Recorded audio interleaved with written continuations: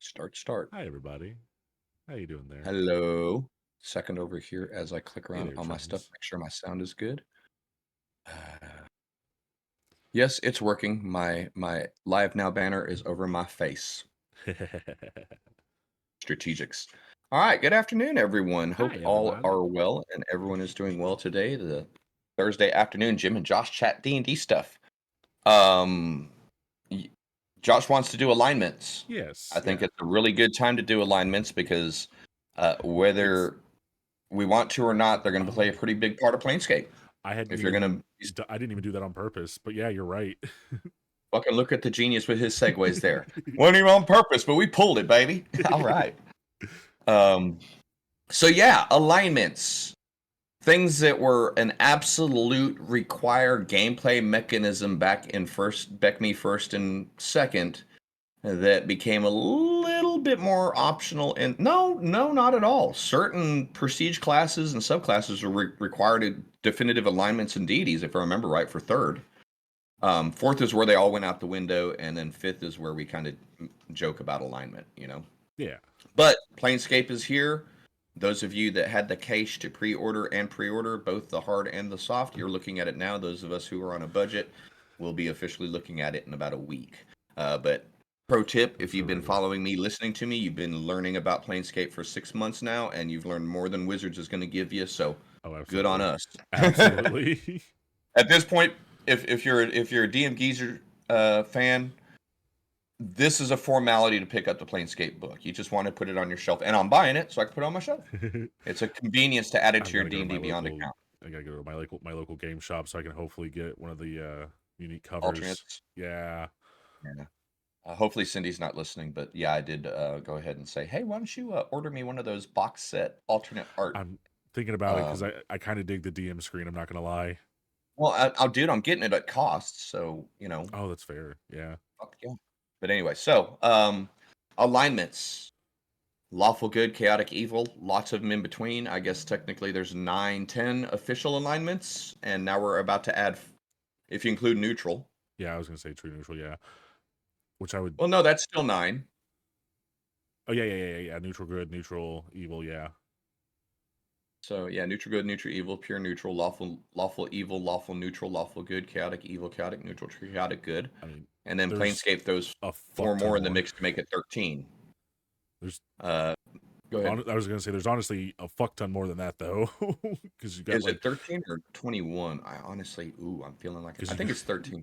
because like I mean, but like they do stuff like evil, lawful, good stuff like that. Like Well, so hopefully you come in with the understanding that alignment isn't necessary for any sort of set.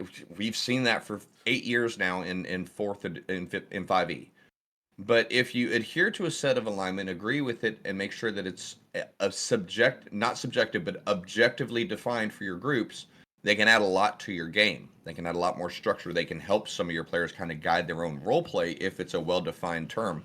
That's me and you as dungeon masters, all of us as dungeon masters and as players, to agree on what is lawful, what is neutral, what is chaotic, so on and so forth.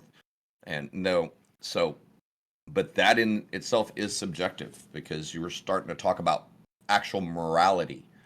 And no one wants some toy company writing books about devils and demons and angels to tell me what's right and wrong according to my personal morals. I mean, fair enough, fair enough. But I mean, Yeah.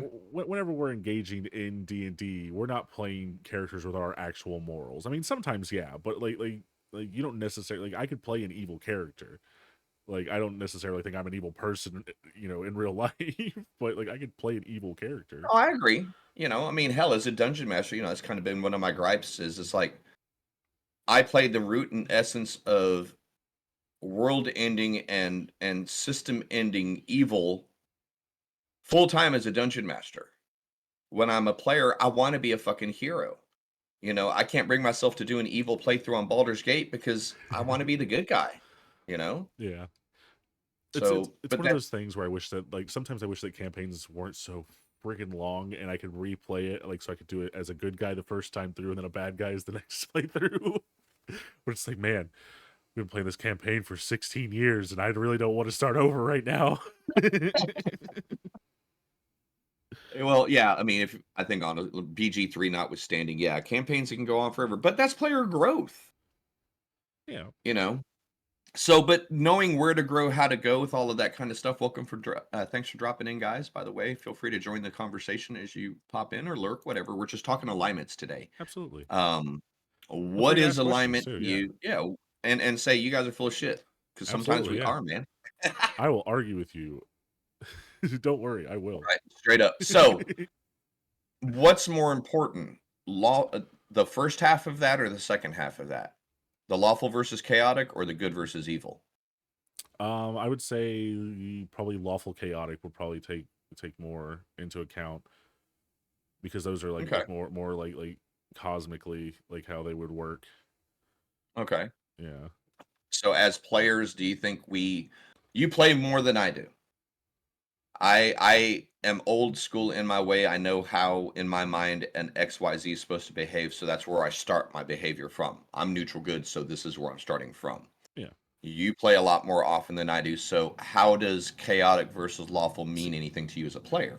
and this is one of those things where like I think that like why I wanted to talk about it was because of like I normally go for most people in the world would be considered chaotic neutral. But like we had this discussion and you're like no, because I think most people chaotic neutral in my opinion would be I follow my own morals, but you're saying that would be like a neutral good kind of thing. But I Okay, mean I don't know. I mean, in real world mechanics versus gameplay mechanics is where the thing bogs down. Yeah. If you're a citizen in a country without an arrest warrant, you're a lawful citizen. You're Fair. lawful. Fair. You I mean I might guess be that's true. neutral, but you're certainly Well, not chaotic. Well, I mean, not necessarily. I mean, you're not necessarily lawful if you're within a society where you fall. I mean, if you have to, I don't think everybody in the world follows every law. Do you know what I'm saying? you know, I'm How just many saying. laws? I break laws. I mean, yeah, I think we all do. I I think we consider all go myself over the a speed lawful. limits. I We consider all, myself a lawful person in a lawful society, but I still break some laws. yeah, So if I am a lawful person by my own definition, breaking everyday laws, doing a rolling stop, texting on my phone at the stop sign, um, that's kind of about the extent of what I do wrong. If I'm being honest. I mean, Um, I've gotten better. Sam doesn't let me steal things from the store anymore. okay, yeah, that's what I'm saying. The chaotic look, is the minority of the look, population, percentage wise. look. Percentage wise. Let me clarify that statement. I would walk into a Walmart, I would grab a drink, I would not pay for it. That was all I was doing. And she's like, "You can't do that." And I'm like, "It's $1.50. They don't care." And I'm a rules follower. You know, I'm the kind of guy that won't let you in because when the thing said that lane closes in 3 miles and you waited to 50 foot to get there, um, I'm watching your fender and you're not getting in because fuck you. You had 3 miles like the rest of us law abiding citizens to get in the line. You're the chaotic asshole who was going to depend on everyone else's goodwill to get into the lane. And you ran into a lawful person who has no goodwill, you know? Oh, damn. So law versus chaos. See, it depends It's on how I'm really feeling hard to that day. define. I think it's hard to define in reality from a society base. Now, personality, definitely, there's absolute the whole spectrum of law versus chaos. Yeah. But functional in society, and that's kind of what you want to look at from a DM as we kind of make the shift into D&D is how is your society functioning and how is their lawful versus chaotic nature affected within that society. And by that, right, most people are lawful in the game. You're going to go to Neverwinter, you know, you're not, even the murder hobo's not murder hoboing down the street when they know the guards are going to fucking kill them. I mean, it's fair. But I mean, that's So are hard. we talking about adherence to society now as characters, or are we talking about personal See, I always preferences? look at them as like personal things, but I mean, I guess you could take Okay. them as like more societal things I don't though. know. Yeah. As a DM, that's how I structure it. Yeah. You know, whether even when you're up in the lands of Yeah. Ayaz, who's a half demon, his armies are 15% chaotic evil fiends, but they still work in organized units. There's still a rule of law there, even if it's whatever I feel like doing today is the rule, and if you don't like it, I throw you on the pyre so we can darken the sky. You know. Now, if your rules are changing every fucking day, that's sheer chaos. Yeah. I mean, okay, so I think that this is a additional kind of thing, like right where it's Okay. like I think that more so like, you know, 1E 2E like earlier D&D, it was more of that, but like as we get later into like, you know, 3E 4E Hmm. 5E, it becomes more of like a personal thing than it is more of like a cosmic thing, because like back in the day, like if you were like chaos was part of like an actual thing, like so it was lawful, like it wasn't just like you're Hmm. following the law. It is like these are fundamental forces of the universe and like they're I don't think that they really take that into much consideration in modern D&D, honestly. I mean, no, that I agree. You know, that's kind of exact. You're saying what I said to start the stream in a different way, I and guess it's yeah. 100% right. You know, there's not the focus on it, whether it be from a production side, information available from Wizards, or whether it be from the DM side, as far as understanding and enforcing, or in regards to the player side, as far as wanting that structure in the game. When you have deficiencies in all three, then it's easily tossed out the window. That's where we are now. You know, Yeah, I mean, it's not any one thing's fault. It's just a lack of information and enforcement from rule as written, combined with yeah, a lack of resources for us as dungeon masters. You got 3 pages maybe in the dungeon master's guide about extraplanar and alignment. In a 284 page book, you got 3 pages that touch on that. You yeah. know, and then they violate and contradict themselves through the behavior of their characters through all of the modules that you get. I don't So even you're think. as a go ahead. I was Sorry. gonna say I don't even think that like in like the players handbook stuff. Like I don't even think that like races even tell you what their general alignment is anymore. Do they? They removed that. That's verboten. That's racist. But I mean, okay. We I won't didn't get. make the rule. Yeah, we will. I've I mean, ranted about that so long and so much in the yeah. past. Some people are like, preach on, brother. Some people are like, fuck you, you old man. It's been a divisive subject for me. The only reason. Hmm. But I am who The I only am. thing I could say is like a defense of it would be if it is more of like a personal thing, right? Because then I could go that society's evil, but in their society they consider it good. So that's the only way that I could really justify it. But then that comes back to alignment is completely meaningless at this point in time, because I could be an orc and pillaging and burning villages is good for me, and it's evil for everybody else. But Lawful good according to Orc Society. yeah, exactly. I So follow all of our rules. I follow all of our norms. I make all the right sacrifices. I cut the right piece of meat off of the dude and praise Malbliget with it. And when we go to the battlefield, I fight honorably. I make sure that any people that have been wounded are put out of their misery and they don't suffer in death. I make sure to give them a quick, clean honor. I am a lawful good orc. yeah, absolutely. And so, yeah, I think that that's where it comes down to alignment being meaningless now, because it has become like a more personal thing. Well, I don't know. Hmm. How do you? I did Out of the Abyss, and if you guys were tuned in earlier, I do apologize, but I'm referring back to that. You're still, I mean, in Out of the Abyss, the Duergar are still bad guy slave traders. Yeah, Menzome Baronson is still the city of dark elf evil, full of Loth worshippers. So this is a fifth edition published book that is posting what was canon as canon in the background of the bad guys. You know, the dark elves are the bad guys here. They're the aggressors. They're the slavers. And this, prior to the major shift in ideas, was considered chaotic evil, and it was considered standard for the dark elf races. That's why Drizzt's so special. yeah, He was able to get out of this sheer chaotic evil. Yet I say dark elves are lawful evil. Personally, they're so fucking structured in their case systems and houses and honor bound stuff. that's fair. But You're not that's just wrong. as me. Yeah, that's just No, me. you're Personal argument. completely right. Actually, no, because like they very much are. Like that's 100%. So, but notwithstanding, that's because I understand law versus chaos is the first thing, and good versus evil is the Well, second thing. I was going to say, to be fair, they are just kind of like, I'll just go kill that guy because I want to be in a higher house. I was about to say there's absolutely there's nothing stopping. I don't, whether it's houses for honor or law versus houses because they got my back and the rest of the population don't. So I want the biggest group having my back because when it's time to go, because there's certainly from first edition till now, there's house wars going on a long time, subterfuge, assassinations, all that. So it could be made. The argument could be made either way. Yeah. But traditionally, Menzo Berenzin has been seen as this magnificent city that's the fucking model of a chaotic evil society that happens to be 92% drow inhabited. But it's racist to say. Well, it's like the argument earlier. We'll get back on religion. I was reading an article. They're talking about there's no half races. How the term half anything is inherently racist.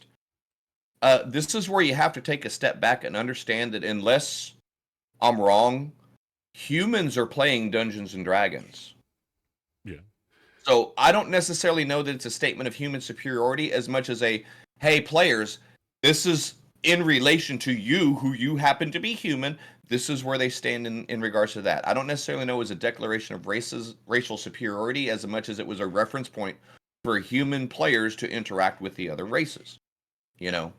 How that's turned into what it is now, I don't know. And now they're going to the complete opposite of that, where you can be half anything. You can mix and match any two things together and take bits and pieces of their, racials.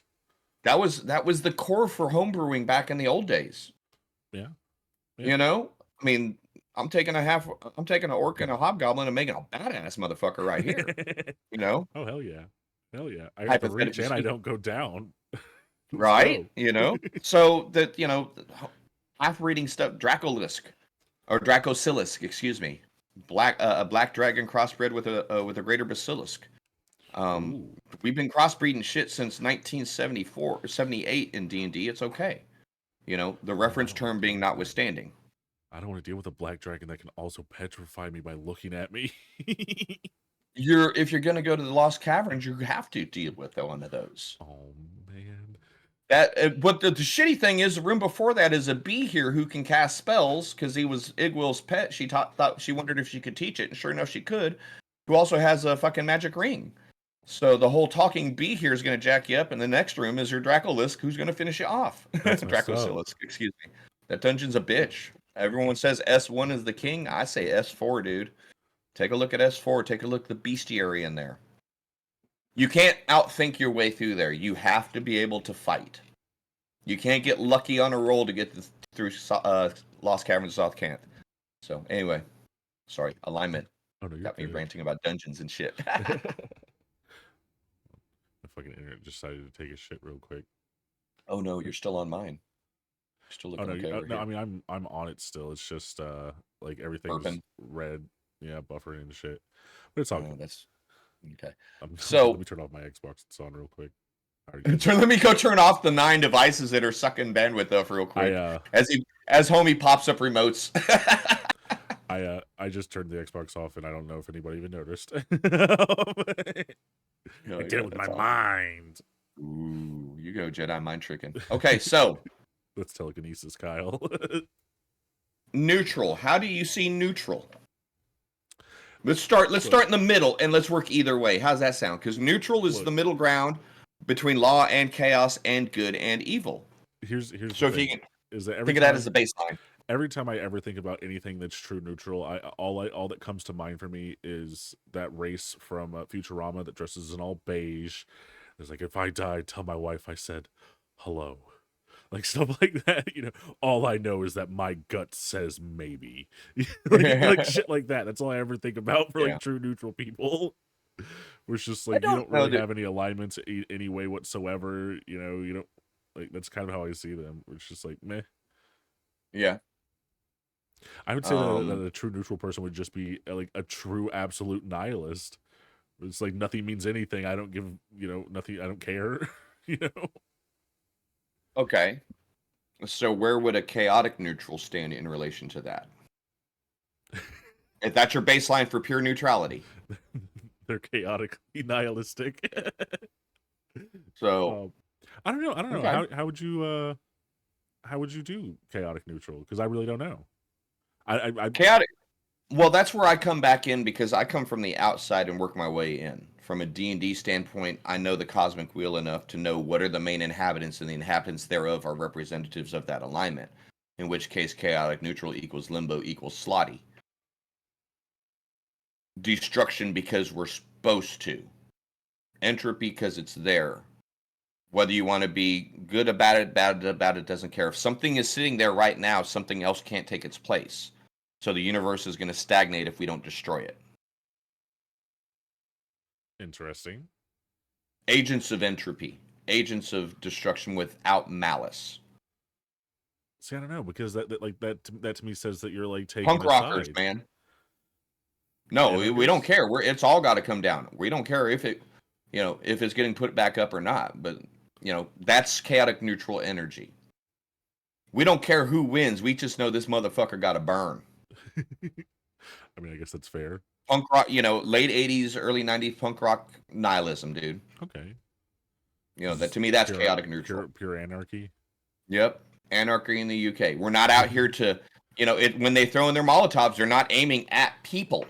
They're just Otherwise, that shifts you into chaotic evil. Yeah. Hey, get out the way.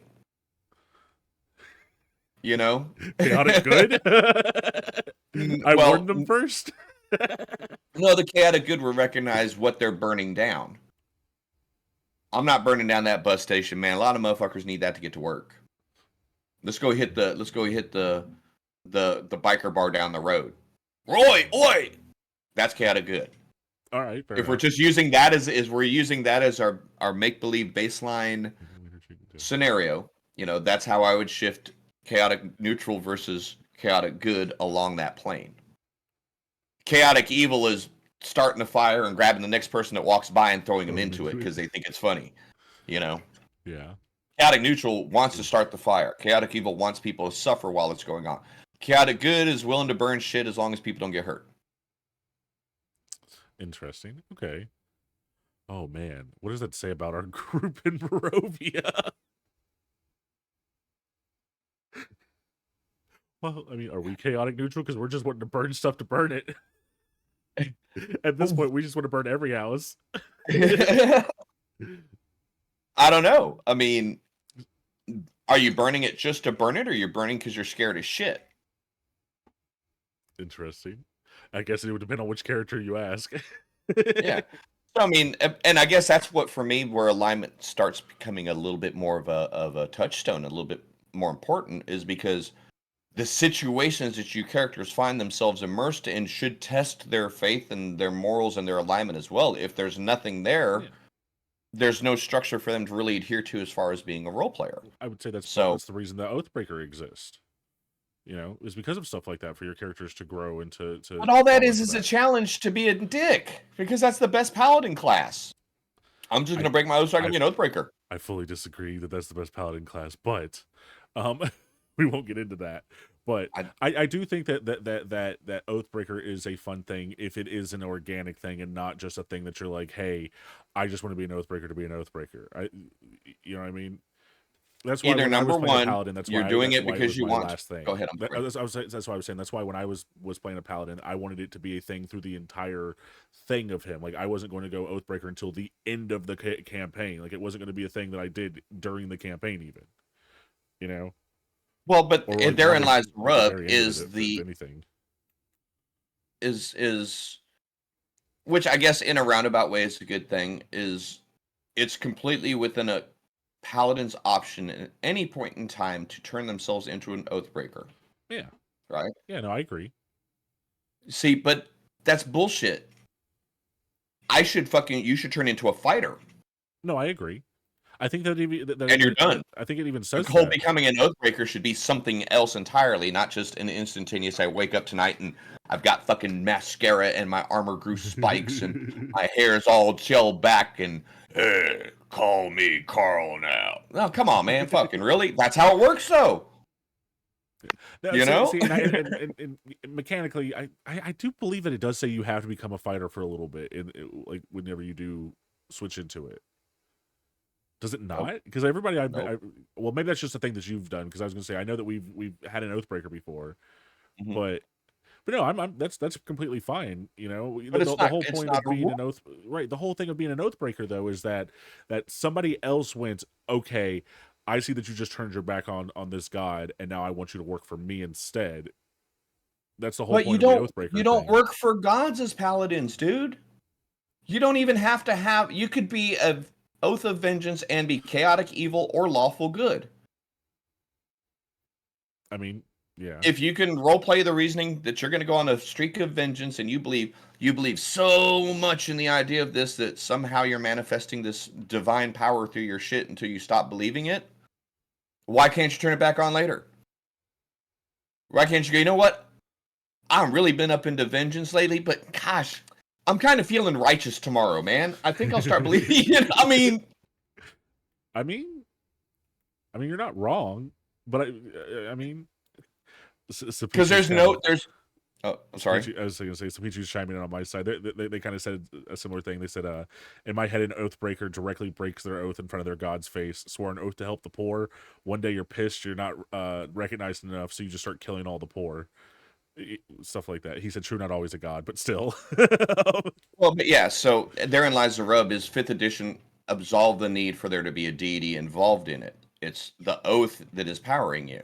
Yeah. So if you believing in the oath was enough to begin with, there's fundamentally, as written, nothing stopping you from believing in a different oath. You could make that argument as a player, No, I agree with and you. your DM is put in the situation of, you're stifling my creativity, man. You won't let me, even though blah, blah, blah.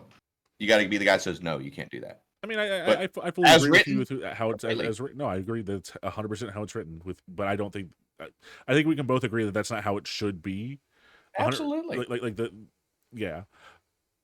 I don't know. Certain There's certain no, let's put it certain. this way. Hmm. There's no class that requires or will not work with any alignment combination in 5th edition. Yeah. And I mean, There were certain classes in prior editions, and a lot of them in 3rd edition that required alignment conditions to be met before you even got to get to that prestige or that specialized class. but here's the thing, That's though. non-existent in 5th. Can you think of an oath that a person could take that wouldn't put them directly underneath some god, though? Right? Does not matter. I agree with what you're saying. But then there's this whole idea that there's this divine pool of excess energy that the gods that haven't been sending it to their clerics throw in this extra energy bank that enough believers, if your Oath of Redemption happens to line up with my cosmic sphere at this perfect moment in time, I'll pump you up with enough spells for tomorrow. I don't buy into that. That's fair. Because I was just like thinking about something like even if it's like, oh, my oath is to stop all thieves. It's like, okay, well then you're underneath tier because you're for justice, like stuff like that. And I was like, oh well, like my oath is to my loved one. Okay, well then you're underneath one of the gods of love, like like I'm agreeing with you. yeah, no, Absolutely, yeah, it 100%. should, but it doesn't. Yeah, You know. yeah. But and But that's again, why I think that's the that. entire part of missing alignments. There's And no that's what I was going to emphasis on say. I think, alignment. and that's what I was Yeah. going to say is I think that that's why alignment should matter within that though, is because like you shouldn't just be able to wake up one day and go, I'm an oath breaker now. Like that's the whole thing about being a paladin is like you are steadfast to that alignment. That is the whole thing about you being a paladin, like Mhm. And so it's But it's not important for alignment, them. it's oath. It's now oath, dude. That's the thing. Mm. I agree. And it's Paladins backwards. prior to 5th edition were the militant version of their church. Yeah, In order to be a paladin, you were the extremist of that deity's religion because you absolutely. were literally empowered to go kill in that god's name, whether it was a lawful good god or a chaotic evil god. I'm putting this stuff in my clerics to heal and to do stuff and represent. You are my sword on whatever planet you are on, Mr. Paladin, Anti-Paladin, Illrigger, insert whatever name you wanted for whatever alignments Paladin was there, because every god had an alignment. Yeah. So that the reasoning was every god should have access. They shouldn't all be lawful good or chaotic evil. What about our lawful evil paladins? So they gave us Illriggers back in the day. There was a full plethora of paladins that were available in 1st edition to line up with each alignment so you could properly represent each deity. But now it's like the paladin is like cleric ultralight. Yeah. The warlock's got more of a soul requirement than your paladin these days, you know? Pichu's answer to my question, by the way, was Oath of the Spoon. I swore to spoons, I will kill everyone with them. That's how you get around it. The day you pull out a sword, you become a fighter, I guess, huh? I would say you fall underneath Bacchus at that point in time. Yeah. Yeah. Or you could get into some of the darker gods of gluttony. Yeah. Manon. No, 100%. Oh, who's that big old fat fucker down on the lower levels? Sorry. I was just thinking of like reverie and like hedonistic people. Like Bacchus is the first thing that comes to mind for me. Tell me I'm thinking of spoon eating. Yeah, you're thinking festival, I'm thinking gluttony. Well, I mean, Bacchus is very much like a hedonistic god, 100%. Yeah, I know. But that's point being. I mean, if I was Greek, that's what I would pray to. But so Pete, Saf, you gave us a perfect example there. Even though it's kind of something funny, something silly, we both came with 2 or 3 legitimate powers that would say, I throw my lot in with the circle, with the Oath of the Spoons.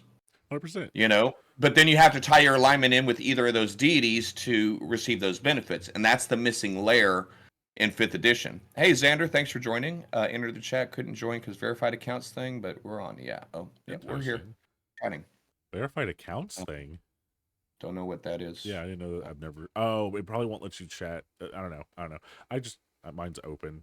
I never. Oh yeah, if you don't have it verified, like the Twitch identificators or whatever. Yeah. So my apologies. I need to check that out and make sure that gets turned off. The last update bonked a couple of my settings, but thanks for joining us. We're just chatting alignments here, man. Or the lack of them right now, and you know, are they going to start mattering here in a couple of weeks? I think they have to. Like, unless you just like completely ignore the factions in Planescape, which I mean, I guess they could, but like, I'm going to contradict myself here. There is no alignment requirement for a faction. I mean, but isn't there? Oh, Grizzly has it on. He entered his channel and encountered it there as well. So what the hell? It might be our apologies. We're a couple of Twitch noobs, so if they do any sort of updates or any sort of changes, the only time we know is when you guys tell us. So thank you for letting us know. We'll definitely take a look at that in the off. Oh, my fault. Give me a second there, Xander. But yeah, well, thanks for joining us up here. But yeah, so how do you feel about them? Where do they line up? Do you even care about them? Do you think they're overstated, understated? But yeah, anyway, with the factions, for example, the Zausatex will appeal to alignments, but they won't necessarily require. You know, that's why, you know, when we first started getting into Planescape, I would go through that big list and read off all the factions, and you guys were like, oh, fuck those guys, or oh, those guys are cool, or I'd totally fall in with those, because you're appealing to an ideal at that point. But I mean, like which is Paladin-like. So a faction and a sect could form up around an idea, and when those factions and sects are operating in areas that benefit those deities, they gain the extra influence. For example, the Dustmen, the Bringers of the Dead, the Gatherers of the Corpse of the City of Sigil, and also the Gatekeepers to the Afterlife. They're heavy duty, tied in verified accounts does nothing to stop bots from appearing in chat. I didn't, like I said, I didn't even know what verified accounts was. I just let Twitch do what it'll do, so we'll figure that out soon. Yeah. I appreciate the heads up on that. The Dustmen, the Bringers of the Dead, there's no alignment requirement there. You have to be into making sure that dead stay dead, and you have to make sure to understand that the Dustmen kind of revere the undead state. They call it true life. Once you've passed, this is temporary. Once you turn into a ghost, you're going to exist as a ghost forever, brother. That's what they're about. But I mean, so what alignment does that cover? Is it not okay? So like once you're a ghost, you're always a ghost. Well, but that's kind of their idea is to transcend to true being, to true self, to your true nature is to pass into undeath. No matter how alive you are, if you're mortal, you're gonna frickin' die, and you've reached your potential at that point. So are they not? But the Dustmen neutral then, because they're. I don't know. The Corpse Guild in Planescape Torment. You'll be seeing a lot. If you're familiar with Planescape Torment, you're going to see Mort, the Talking Skull. He's going to be the main guide, the main information giver for the new Planescape book. Josh, that's going to be the same as the Mimmer. Remember, what's her face? Kata with the little floaty talkie skull? Yes. Mort is a named Mimmer, basically. There's Gotcha. illusions that Mort actually belongs to Kata, but he went rogue with everything that he knew and spread the truths of the Underdark and or the Undeath and the Dustmen throughout. But anyway, so didn't want to go on too much of a faction lesson rant there. I did, but didn't want to. But that's at the end of the day, a lawful good cleric could fit in with the Dustmen. I may not like what you're doing on the backside, but I like making sure that everything goes in or I don't know, maybe not a lawful good, but you could find a little bit of a spread in there for different classes and different personalities that are, your goth queens, the whole Queen of the Dam type thing going on straight up right there, man. What about the Mercy Killers? The Batmen. There is only justice in Sigil, and it is by my hand. Chaotic good? Is it? Is it not? Because it's my good is the right good, and I'm going to bring it to you. Unless they are going by what the laws of Sigil is, and then they're lawful good. Okay, so you have the hardheads that sit as the governors, aka the hardheads. Mort is technically not an undead. He's a Mimmer. You're right there, exactly. But he belongs to Mort. According to the second edition Planescape, Mort used to belong to Kata. Kata is the leader of the Dustmen faction in Sigil. So that was just the slight little cross reference there. I mean, they were throwing Easter eggs around back in the day. If you knew Planescape and you played Torment, you're like, oh, dude! So now it's kind of the same thing. If you're playing Planescape now and you learn from Torment, you're going to be like, oh, dude! So it's Easter eggs, man. It's all fun. But yeah, Mort's interesting. Yeah. So the hardheads, the Harmonium. I was going down the wrong trail. They're what everyone calls lawful stupid. They're the cops. Hearing echoes from both of you. Oh, we appreciate. Sorry about that. Not sure what's going on with that. We're having some tech issues. Appreciate you letting us know though. Interesting. I wonder why. Yeah. Sure. Bad stuff on all accounts. So anyway, the Mercy the hardheads are considered the lawful good. They're the police force. Whatever the laws of Sigil are, we're going to enforce them. Even though we think you should die, we're going to arrest you and put you through trial. Pure lawful good. What is the law? And this is what we're doing. And what we're doing is the absolute best thing. Right. Whereas you have the Mercy Killers who are like, yeah, he doesn't need to go to trial. Yeah, so that's I would say that they're chaotic good. Then they're like, this is our law and we're going to enforce it, kind of thing. Appreciate you. Thanks for the follow. If you're willing to kill someone outside of a society accepted court system for trial, does that make you good? I mean, I don't know. It depends on I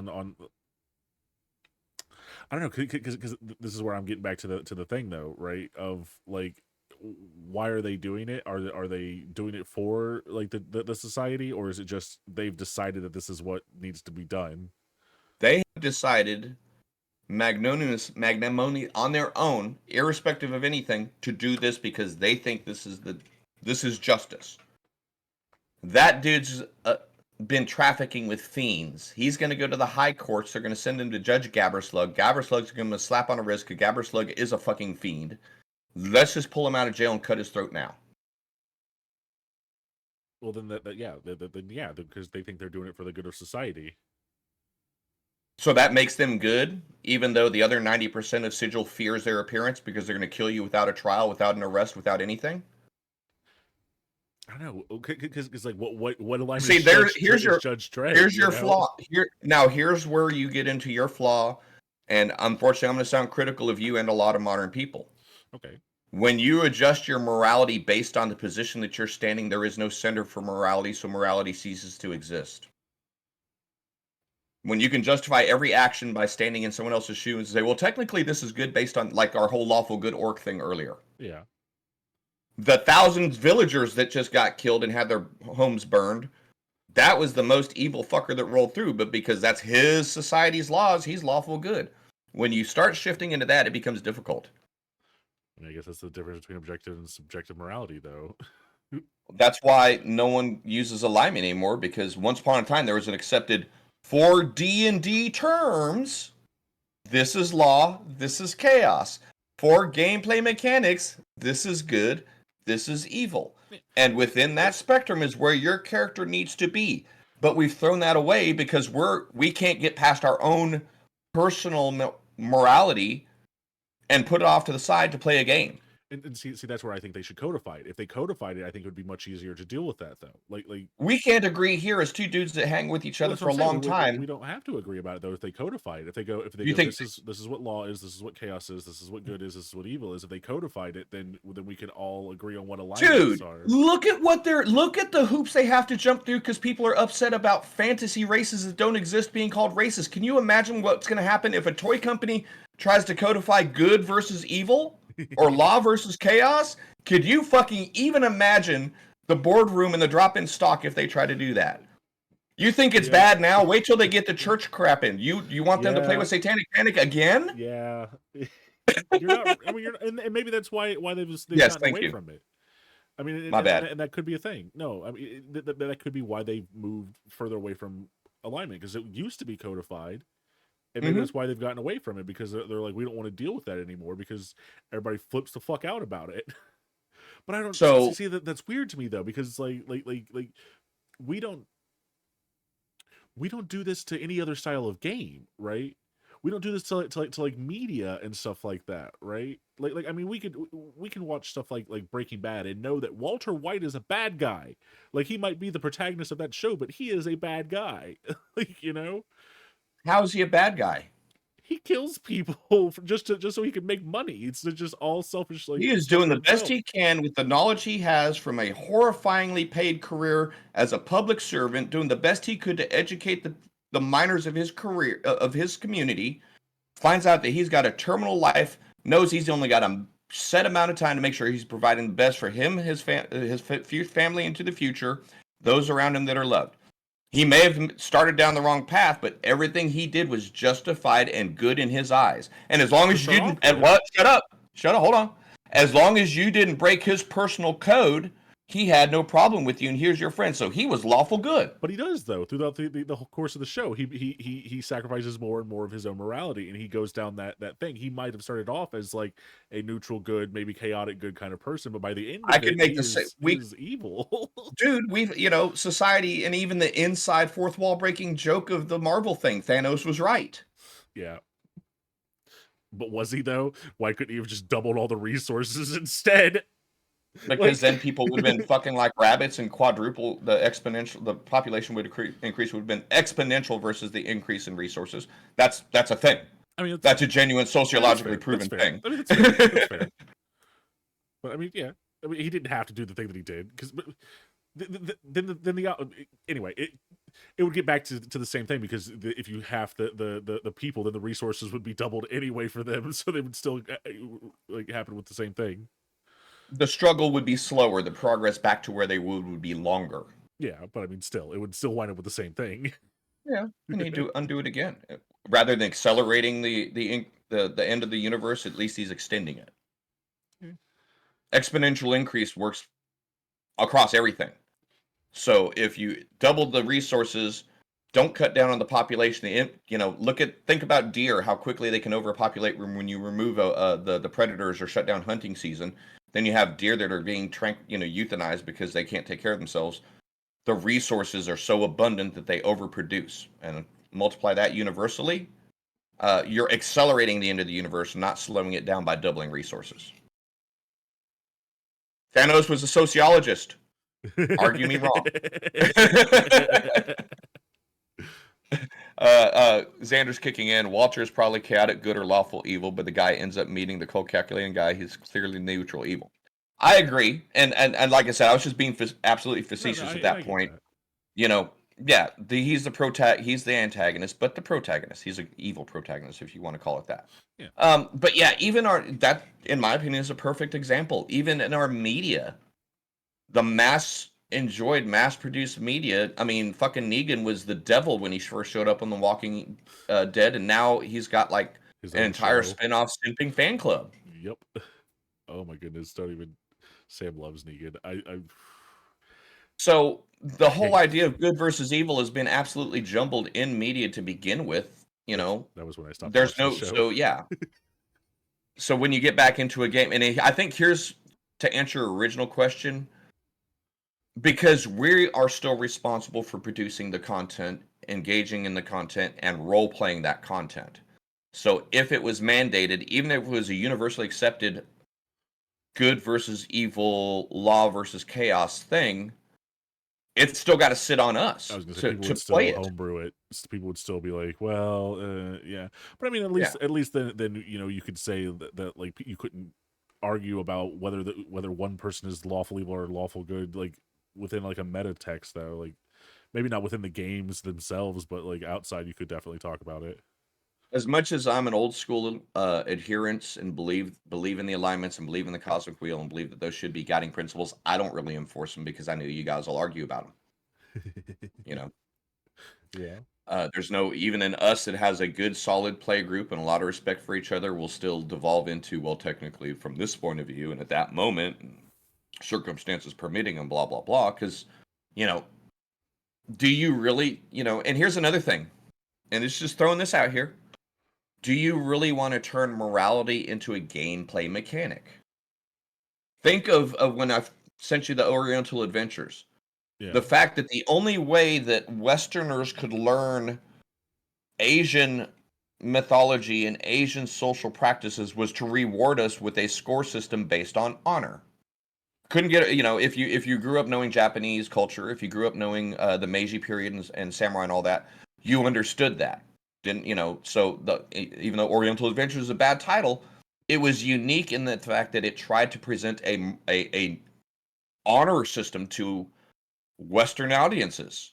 Yeah. You know, and it was a foreign concept until you made it numerical, until you made it additive, until you made it you'd plus this minus five that. All of a sudden we could That's manage it, and we could hardcore. manage our behavior around that system. So that system isn't there, Negan, right? His original alignment would have been neutral good, but after he became bad to survive, he was closer to chaotic neutral. Xander's kicking in on Negan. Then after he was knocked off his throne, he slowly became chaotic good. Yeah.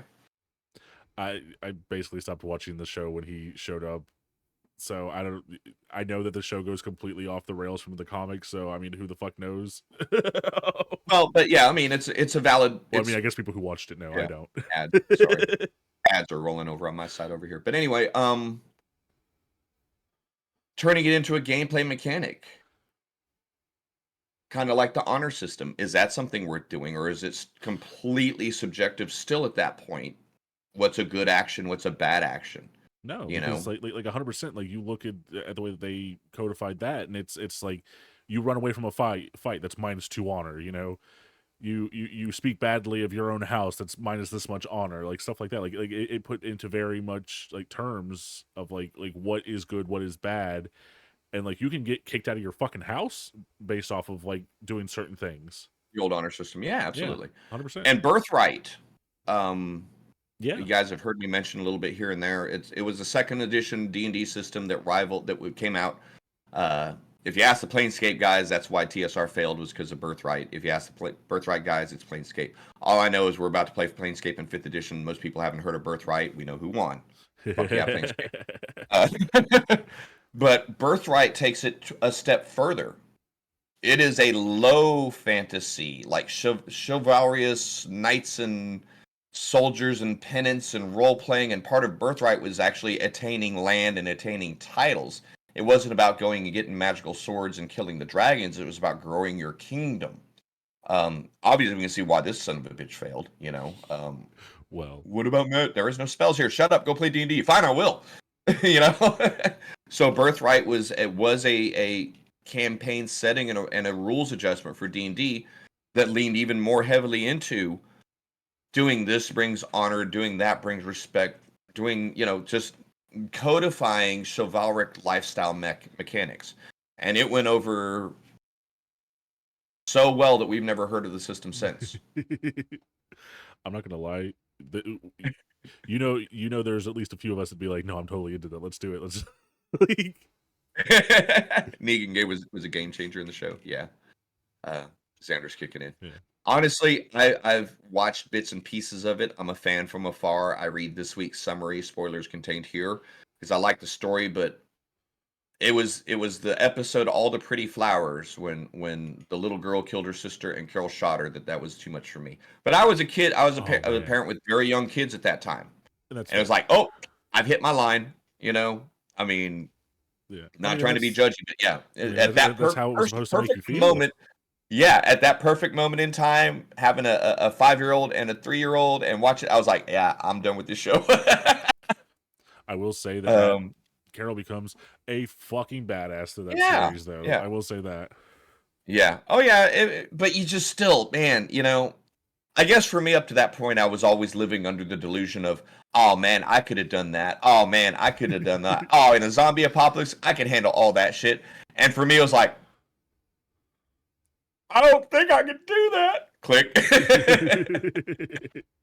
Oh no, I came to the realization long ago. Like, depending on what the fuck happens, I might get a couple days. Like, I came to that realization long ago. I've told Sam before, look, you're fast. You can get through shit, man. You're small. You can hide places. Just run. Just go. Run. Right. No shit. That's funny. I'll buy you time. Yeah. 100%. I'll buy you time. So, the factions, the alignments, all that stuff. I mean, and honestly, we've been sitting here going for about an hour about it now, and we've agreed that alignment matters nothing in 5th edition, and it's kind of hard to make it matter. Yeah. So as players, as DMs, now it becomes your job at your table. Carl would have broken me. Oh, what I read about that. I'm glad I didn't watch it. But so now it's the downside is there's no codification for you, but the plus side is there's no restriction on you. Yeah. The question becomes, are you willing to work with your players and your DM to kind of agree on not let it turn into a moral discussion or let it run around as a moral discussion, say, hey, that's all well and good, but just for the simplicity of the game, can we all agree on lawful, chaotic, evil, good, neutral, so we can actually try to play our alignments? Yeah. That's a lot of work. Who's willing to do it? Fun fact about The Walking Dead, Carl dies in the show, but he doesn't in the comics. Is based on. Yeah, that's what Josh has always told me. But fuck that show, man. It's like they didn't read the comics past like the 3rd page of the book. Like the first season's pretty good. Like they did a very good job of basically translating the comic. Yeah, they diverge pretty hard in the 2nd season though. Oh man, franchise-itis, dude. So maybe I don't know. I'm not gonna guess. I haven't watched it much. Like I said, I remember reading the first big ass fat Kirkman book and then watching the show up till that point. I love that. Like I said, Robert Kirkman is most famous for Invincible, and this man fucking hates superhero comics. Like he hates them. I don't like them either. I've already told you about that. Number one, no, we're not gonna worry about that. Alignments, man. Those of you that are listening, those of you at home, I mean, you can tell I feel pretty strongly about them, and Josh is willing to, if it adds stuff to the game, if it adds flavor and if it adds stuff to the story, then it's worth implementing. Yeah, that's kind of how you see things. Absolutely, yeah, and I think that it, in my opinion, it would be good for them to codify it because that would give people more of an idea of how to play certain characters. Yeah, Xander's kicking in. They did, however, break Negan with Carl's death. They apparently like Carl a lot more than he let on. Oh, for the show, for the story. Yeah. Interesting. So yeah, I mean, are you using deities in your campaign? That's a great place to start. Do how often do you guys go to churches, pass by temples, other than to go pick up healing potions and go on? Are you implementing, for lack of a better term, religion in your campaigns? Or is there's no mention of any deities whatsoever unless you happen to go, oh, that's right, this is a temple to Ogma. Yeah, Ogma. She's the goddess of fuck Google. Water. Sea. Shit, we're on a river. That can't be Ogma. If that's what you're doing, then people ain't gonna give a shit about your alignment, guys. Yeah. If you're establishing a pantheon as a dungeon master, you're kind of by default setting up the framework for alignment use, and let the spheres of influence kind of guide you. And even if it's a point where you're like, hey guys, I know, okay, but I know that's not realistic, but do you want me to start dropping dragon shit on you every time you're in the area? Because realistically, they don't land on the ground to poop as well. And they'll go, oh, her. So there's a lot of stuff the players are willing to accept. And some stuff you just need to make sure it is. So even if it's as super simplified as saying these spheres of influence are considered good, these sphere of influences are considered bad based on the mythology given to me by the setting that I'm playing in. Maybe if you're playing in Ravnica, this week we're playing in Greyhawk, super strict, super old world. Next session in Ravnica, alignment doesn't matter. It's all about what is your fucking house there. You know? Yeah. Radkos, Demir, freaking Orzhov, whatever. That kind of takes place. Overall, alignment info should be either applied to NPCs only, or PCs are going to have alignments. They should have two. One they show in public and one they keep in private. Then why have one? I mean, that's interesting theory. And that's kind of where we're at is if you and now that's fair. That is fair, Xander. You know, part of someone's backstory could be I'm going to act like the goodiest two shoes in the world, but inside I'm an evil, rotten person. Yeah. You know. So you're really, you know, I don't know, man. I don't know how I feel have about that each person character. having two. Is Oh. as he says, is because like in real life we technically have two alignments. And I was gonna say I could see where he's coming from on that. Two Where it's masters like of society type thing, the thing that we put outward versus the thing that we play inward. And yeah, that's fair. You know, the inward facing face versus the outward facing, you know? yeah. I guess maybe I'm a little older, a little bit more set in my ways, and the two masks aren't much I was gonna different. say same thing. Like there's certain shit that I won't say around certain people because I know it's gonna start an argument, but otherwise, like I'm pretty much the same person. Like, Yeah, I was about to say, I mean, and I can adjust my filter for my language, but as far as who I am, what I believe, and how I behave, it's the same here on camera as it is out in the real world as it is with my kid. I be real, be unique, be consistent, man. So I mean, it's behavior, social cues, knowing the room, so to speak. You know, maybe that's a refined skill that you adjust out of as you get older. maybe. I don't give a fuck who's in here. I'm gonna say what I want. You know, it is what it is. So that is fair. That is a fair. I think that you know, this is something I don't really necessarily suffer from as much as an old dude that just doesn't give a shit. I think once you stop giving a fuck what people think, you don't have to wear two masks anymore. You know. It's very free. But that is fair. That is fair. Like you try to be neutral good, but in truth, you're true neutral. I don't know, man. I mean, like I said, that's where we start getting back into how do you compare real life morals that are not objective in any way, shape, or form, but are subjective to each of us as individuals, what we've learned, what we've experienced, and how we've been brought up, combined to put where you are. It's not a one type thing. Yeah. How were you brought up?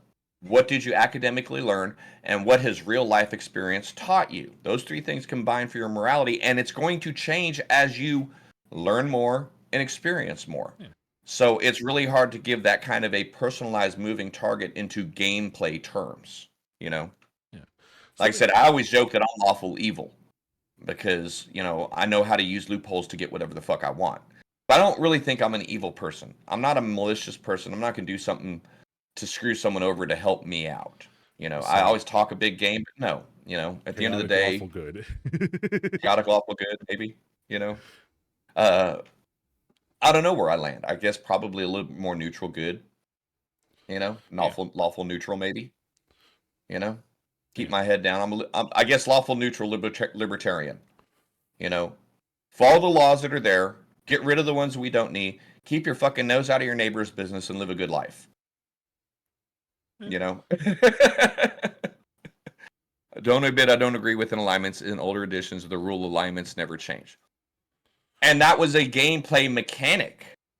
Otherwise, you could very much shift your classes and shift even spell use and item use around very quickly by simply redeclaring your alignment. For example, we're going to use White Plume Mountain, okay? and this is spoilers if you guys have never been there. There's one room in there that's a big giant bubbling caldera of water that's surrounded by this like skin thin as flesh membrane. And at the back of this is this big ass giant crab. And behind him is this chest that's containing a trident called Wave. Okay? Your party's supposed to get in there, kick the crab's ass, and get Wave.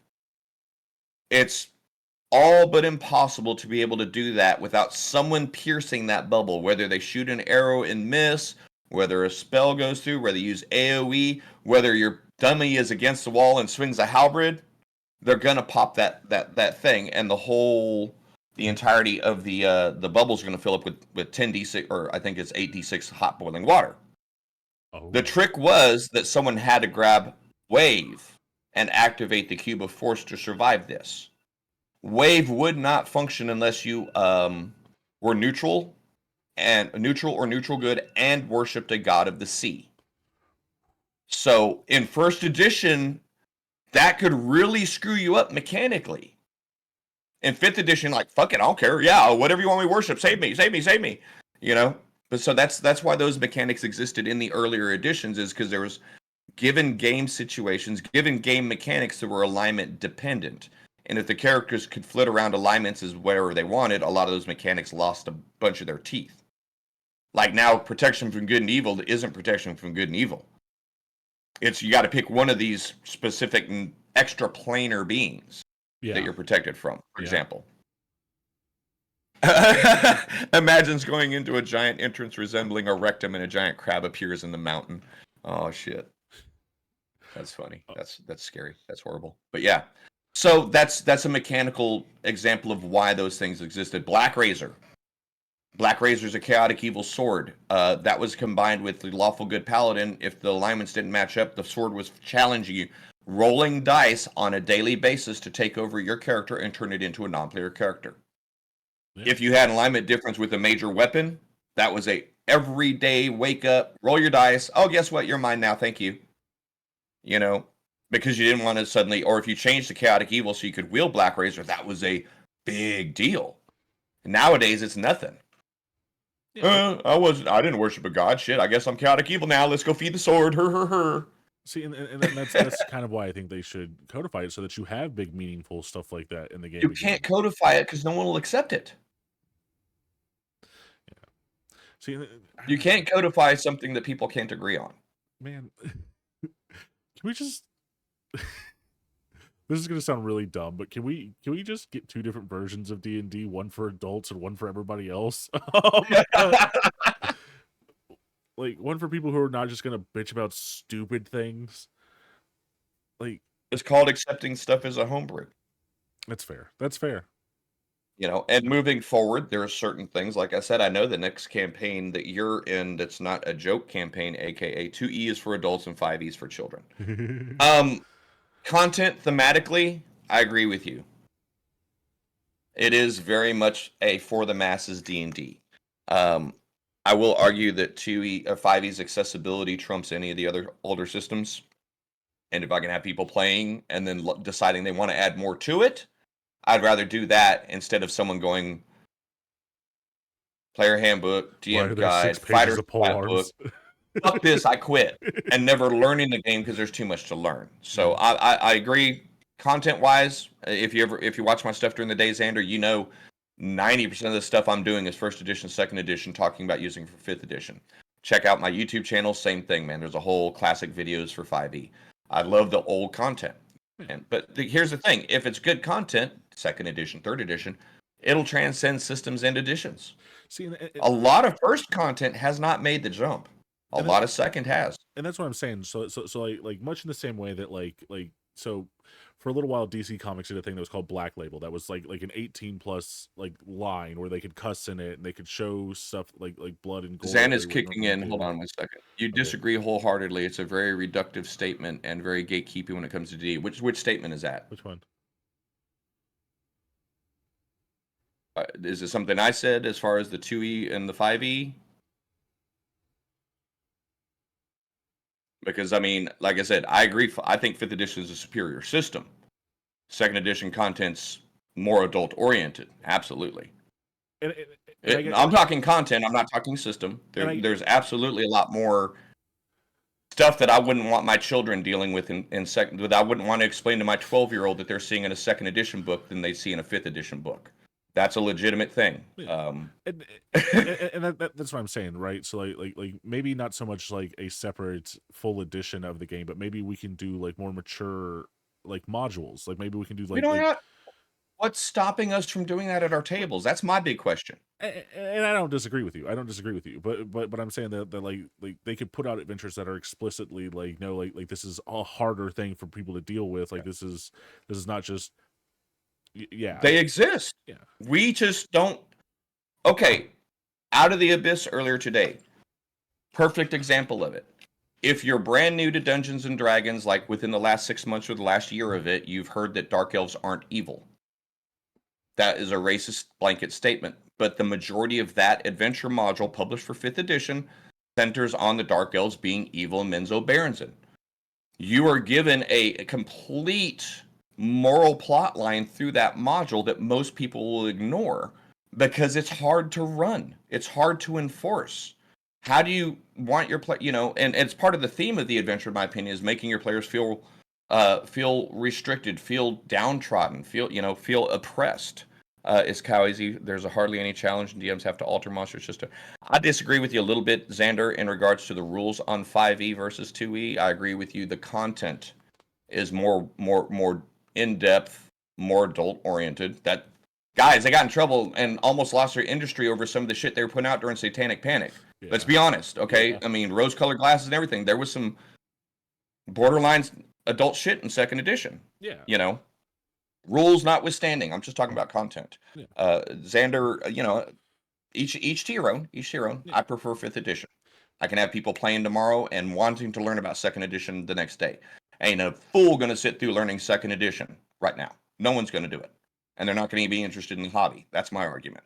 And I guess that's more of like what I'm saying. Hey there, Lord Ignis. Nice to see you there. But no, I guess that's kind of what I'm saying is like I think that they should put out stuff like that is more of a like hardcore like return to 2E kind of like content wise, not so much as like the actual mechanics of how you play it is what I'm saying. So that way we can get back to more of like this race is evil, this race is good kind of stuff where people aren't going to argue about it. This stuff like that. And I know we can implement that into any game.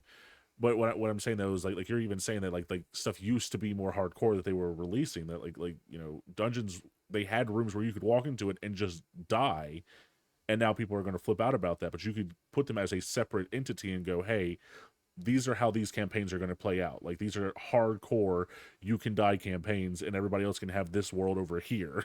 Yeah. Hold on 1 second. Zan is kicking in a pretty good comment here. Old school D&D has a history of racial stereotyping, i.e. traditionally certain races in D&D like orcs, drow, and goblins were depicted as inherently evil. This essentialist view of morality tied to one's race or birth had problematic real-world parallels. When entire groups are portrayed as monolithic, inherently malevolent, it can inadvertently reinforce stereotypes or echo harmful prejudices. Orcs have often been depicted as brutish, inherently violent, and lacking in civilization or nuance. This portrayal mirrors some of the worst historical stereotypes about indigenous or non-Western societies.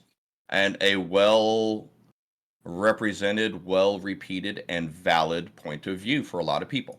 Yeah. Absolutely.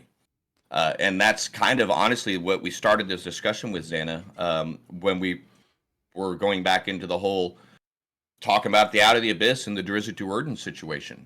Why is Drizzt so special? Because they were able to break away from their cultural norms. So if there are no cultural norms for him to break away from, then he's just a dude, which is valid. So from a borderline fantasy sociological point of view, that it is inherently bad if we're taking real world stuff and fantasy stuff and mixing it and applying it, which is leading us to our sticking point on alignment. What Lord Ignis just said, but in the real world, gods don't walk among us, don't create races to fit their alignment. Well, but again, there is. I'm an old dude, straight up, fucking OG, half Vietnamese, half Mexican. I probably got plenty of nasty, more than you guys know about fucking straight up living in a racist society. Okay, I had to learn to tread carefully about that. I think that is a valid statement to an extent. It may also be argued that aren't you dehumanizing actual humans that are having cultural racial problems by comparing them to fantasy races that don't even exist? So, uh, That would be someone of my skin color would argue, are you trying to reduce me to this or that? Are you well, no, we're people. We're people. You know, so it can go both ways. It's a valid complaint, it's a valid yeah, concern, absolutely. but when you remove that framework, then there's no point of moral. Then you lose a lot of story, a lot of mythology in and of itself. And don't get me wrong, like it's clear that some races are coded as like real world races. Like this is 100% like a thing. Like we can see that, we can argue about that kind of stuff, but like at the end of the day, it takes flavor away from these, because these are actually differing races. Like it's not just like races as far as like how humans are. It's like, no, like that, like an elf is a fully different race than an orc. You know, like they might both be humanoids, but they are completely different. You know.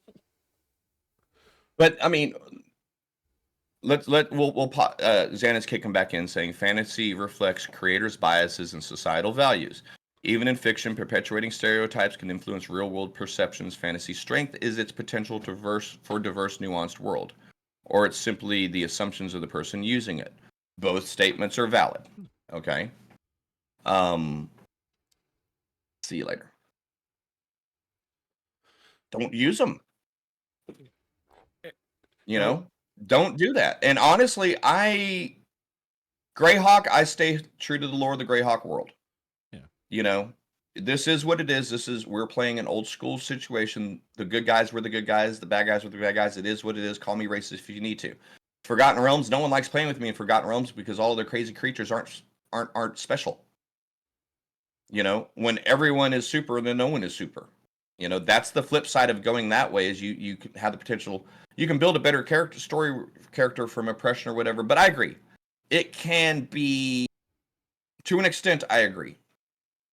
If you're carrying those stereotypes into your world and enforcing them, beating them people over your head, F and orc scum, this and that, then you know that's kind of on you. If you know, if you're capable of rising above that, rise above that. The assumption that's kind of getting back into the assumption that all things are bad. And you know, again, as a minority representing person, is it worse that we have now drawn all of my Asian ancestral characters and Hispanic ancestral characters wearing European clothing, hanging it out in a bar in Waterdeep, when 20 years ago we actually had our own settings and our own mythology? You know, through protection they've exempted us. That doesn't feel right to me. Where's the Mayan mythology? Where's my pre-Columbian Aztec? You know, you took the Coatl from us, but you didn't take the gods above the Coatl. You took the samurai. What about the ninja? What about, oh, you took Kensei too? That's right. What about Wujin? What about some of the other stuff? Yeah. So no system is perfect. And You know, find the stuff that you need, control what you can control. the samurais absolutely When are everyone not a is super, it samurai. comes They're about the 100% impersonal Ronin. interaction. I'm sorry. I was gonna say, and 100% the samurai is not even a samurai. It is they are We're not even Ronin worried at about that. best. They are Ronin at We're best. not. We're not. Yeah. I mean, like I said, I didn't want to start a whole thing there, and I do Yeah. apologize for that. I didn't want to discount anyone's statements. They're valid views, and it is where do you feel on that argument, and what do you bring to your table? I'm not going to come to your table and say this, that, and the other. I don't expect you to come to my tables. One of the fucking 6 campaigns that I'm running now. Good God. You know, but certain settings are a little bit more adaptable to that. You're playing around in Planescape. That's why I love Planescape. It is the melting pot of the multiverse. There's no such thing as anything there. Absolutely. You're just people. You're just people.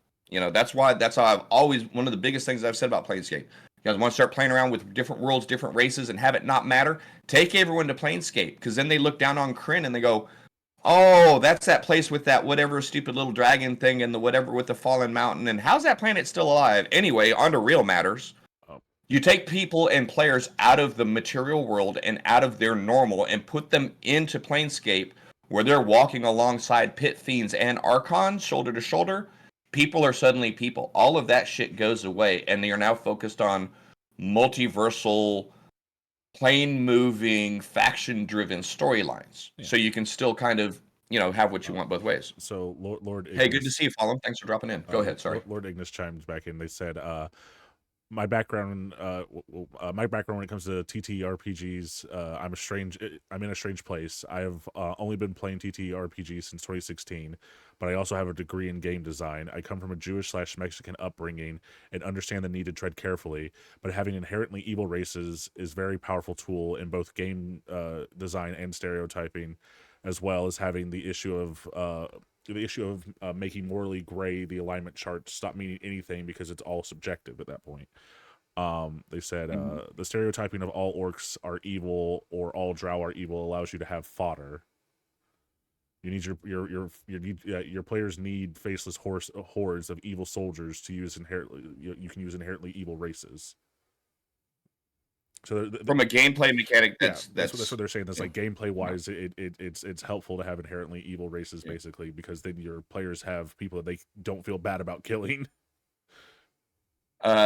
Xander's kind of following up. By the way, guys, appreciate everyone rolling in. Love the comments. Love the engagement. Like, don't get me wrong, I completely agree with you, Xander. Like, don't get me wrong. Well, let me finish reading his comment here. He said, "When I play fantasy, I know it's not real. I play human.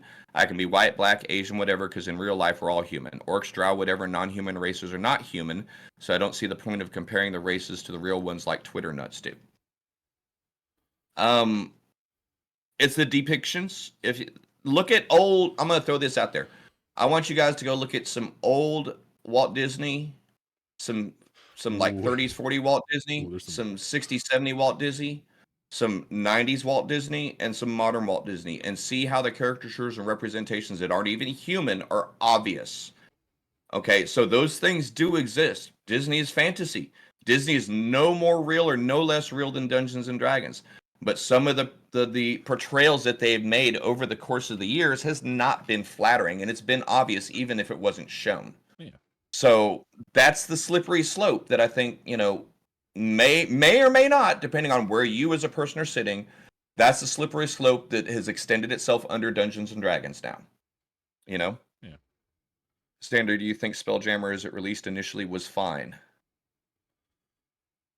The second edition or the fifth edition or the 2.5. There's been 3 official releases.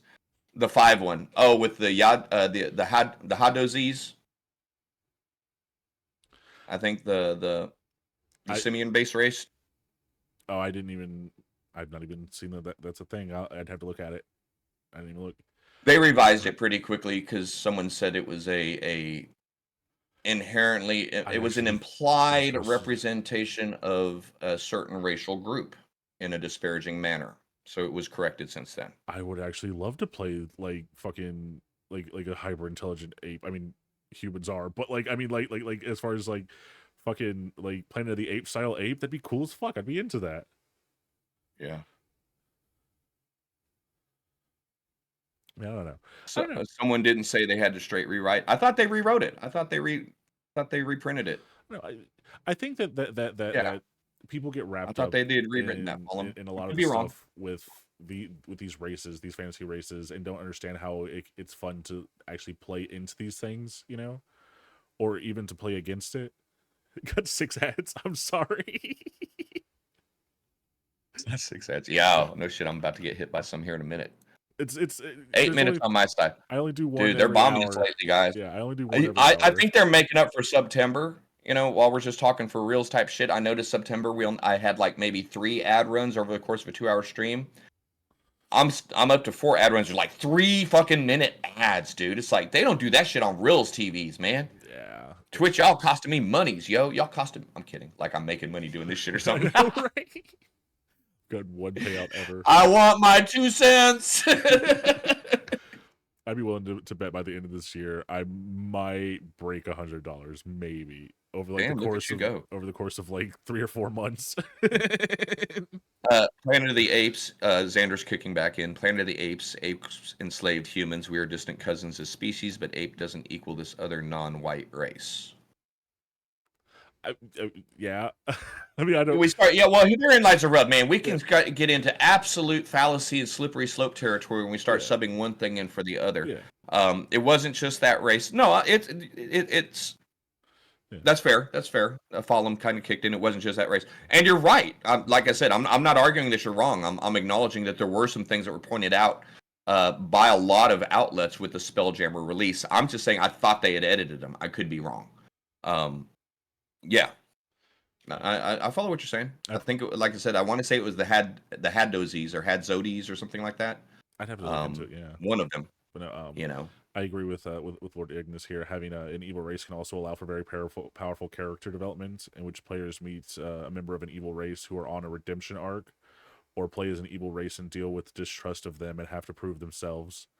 I think Yeah. in a world where gods are not about faith but are absolute, the alignment chart and good and evil being objective makes sense. Yeah. I would say in the world of D&D, it 100% makes sense when like there are 100% like cosmically good and cosmically good, evil things. Like these are things that are like, Well, I 100% agree. how many of y'all are playing Baldur's Gate 3 in there and would agree that the tieflings are treated as a sub race through the entire game? Are they? Everyone talking shit about all the tieflings the entire game. There wasn't any outcry because we're now talking about half devil people that don't exist in a video game. Nah, that group is treated like a subclass from the beginning of the game to the end of the game. Look at your paladins, like you can make ton wrong of choices. fantasy racism, yeah. And I'm not saying it's good, but there's examples of it still and shit that was released 3 months ago to the public. Absolute references to that. Whether it's a tried and true trope, whether it's good or bad, it's kind of there. Yeah. We can, but that's the great thing about D&D, guys.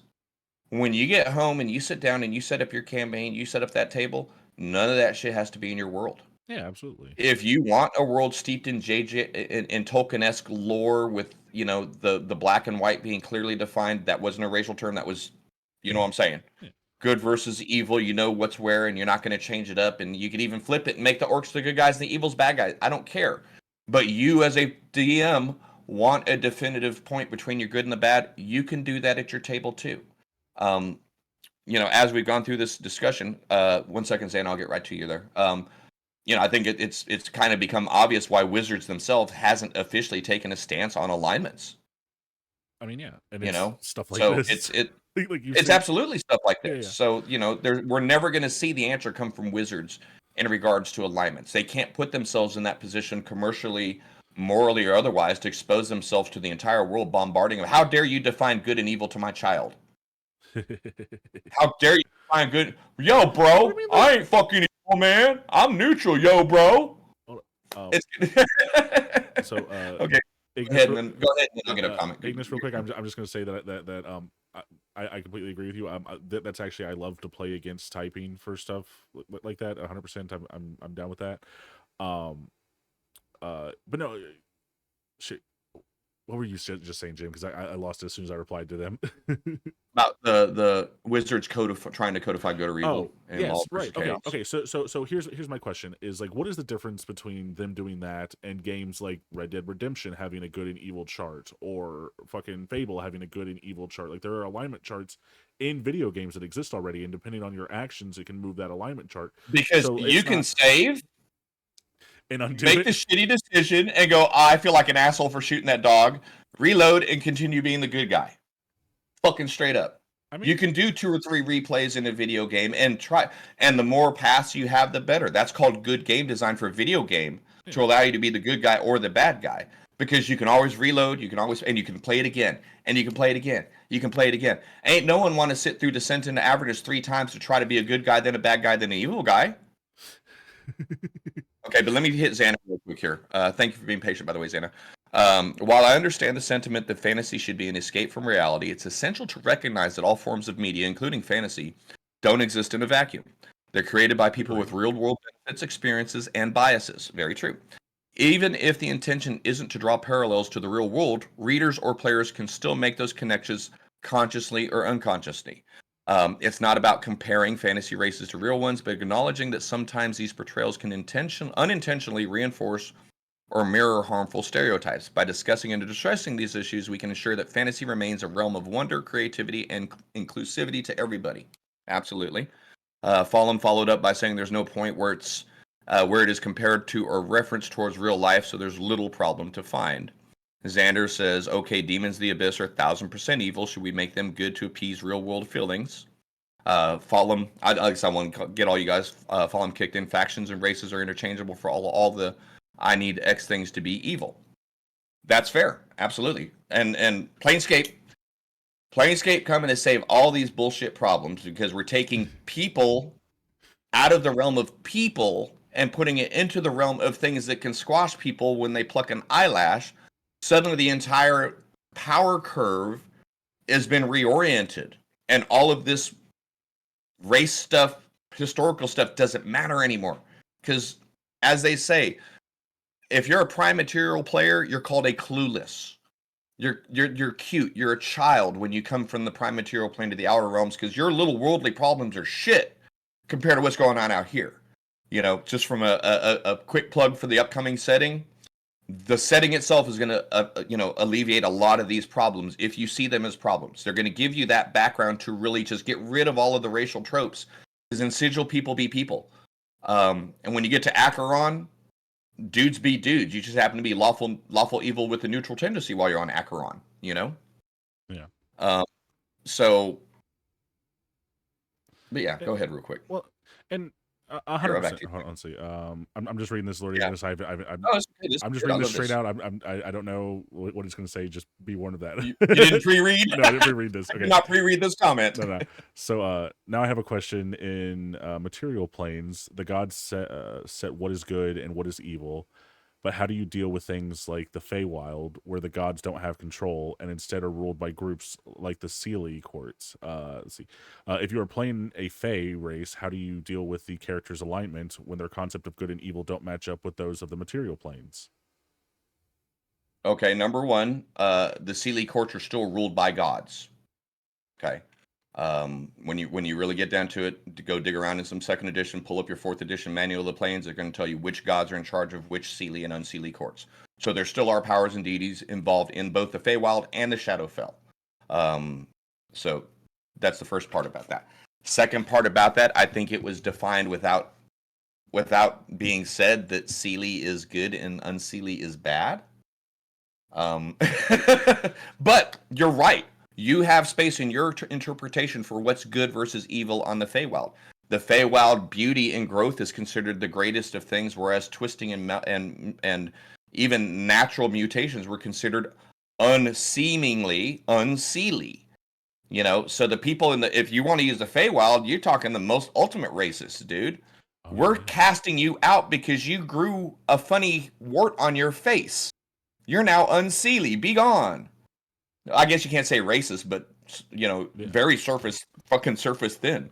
Any sort of difference between the Seelie and the Unseelie pushes you into the Unseelie, and vice versa. Yeah. So there was that paradigm there, and it's good and evil based on a different paradigm. My opinion, and fourth edition, some third edition manual of the planes, fourth edition manual of the planes. That's the information the game gives us. Take that for what you will. And how do you deal with like morality from people who are like ageless? You know, like for instance, like the astral elves that were introduced that are in the Feywild, and some of them are 15,000 plus years old, and they've lost all concept of time because they've been around for so fucking long. Like morality for them is way different because they've been around for so fucking long. Right. Yeah, Xana wanted to follow up real quick. Said it's not about making inherent evil entities good, but how nuanced races like orcs or drow are depicted. Demons from the abyss are a different case, as they're more symbolic of pure evil. The issue is that races have cultures, societies, and histories being reduced to monolithic stereotypes. We should aim for depth and diversity in our world building, not just black and white portrayals. And that's fair, So okay, so here's. Let me throw an example of that at you, Josh. Okay. How many different races did you guys encounter in Waterdeep when we were playing Dragon Heist? So many it didn't even fucking matter anymore. Yeah, I don't know. I couldn't even tell you. So many where people were just people, dude. It was Waterdeep became people as people. Uh-oh, you had a funny one over there. No, Sam just came over here. Hold on. She put this on my desk. Uh-oh. Oh shit, it's Jerry. Hell yeah. We're gonna see Jerry live in a couple hours tonight. Hey there, guys. Jerry. I just loved it when she made Jerry yell at Squawk for Squawk's crying. That was fucking genius. The Sealy Court, I think everyone can agree on, is mega complicated in term of rules and etiquette. Absolutely. Yeah, that's fair. I would dare say that the Court of the Nine Hells is even worse than the Sealy Court. But yeah, those things exist all in the outer plane. And that, I guess that's my whole thing. When we get to Planescape, all the little arguments amongst mortals mean nothing, dude. Your party's going to be so worried about infernal politics or stepping on the wrong gown as they go through the Feywild, or, if I kill that boar, then it's great granddad Mega Boar in the Beastlands is going to come eat me and my party. So I'm just going to let it maul my leg for the next hour because I don't want to die to the god of boars. That's the kind of shit we're going to be playing with. Yeah. And to be fair, we actually started this discussion as talking about like this is why alignment no longer matters, is because of stuff like this, because we've gotten away from the whole this race that race is good or that or evil and stuff like that. But and this is why I do think I'm not going to get into the codifying things again, because like I think this could help as well, because then it wouldn't have to be about, I don't know, because you're taking everything from individual perspectives now, right? Because like we might be like, oh, North Korea is our enemy in real life, but like they're like, well, we're the good guys, So like everything is coming from like, even if you codified good and evil, it would have to be from a specific like person's point of view. If you codified it, fuck, I don't know, man. You can't do it. You cannot do it. That's why I'm appreciating the shift, and that's why I talked to when we first started running Planescape that I said don't worry about your alignments as much. Even though we're going to the place of gods, your alignments aren't as much of an issue, because it's going to be what faction you interact and gravitate with. What is your ideals of the multiverse? Yeah. Sigil, well, you wouldn't want to live in Sigil ever, especially since there's a deity roaming the city that will send you to her realm of knives if you do one thing she doesn't like. Look, Sigil breaks my fucking brain. Like, I don't even want to get into all of that. Like, no matter where you're at in Sigil, you're always walking uphill. Yeah. No matter where you are, your ass always walking uphill, man. Yeah, gravity and water. Yeah, gravity within that place is just, it hurts my brain. Certain sections of the city you can taste the air. Certain sections you can taste and feel the air. They have a river that goes two different directions in that place. Like, it goes both ways up the side of a fucking up curves, and I don't like that. The little mud puddles that are laying around in the slag and in the hive. If you step in a big enough one, bloop, plane of ooze, para-elemental plane of ooze. Excuse me. So yeah, Planescape is the answer. Lord Ignis said, strange. A lot of places say the Archfey are godlike, but not gods. So good to know that sources are even more confusing than I thought. Yeah.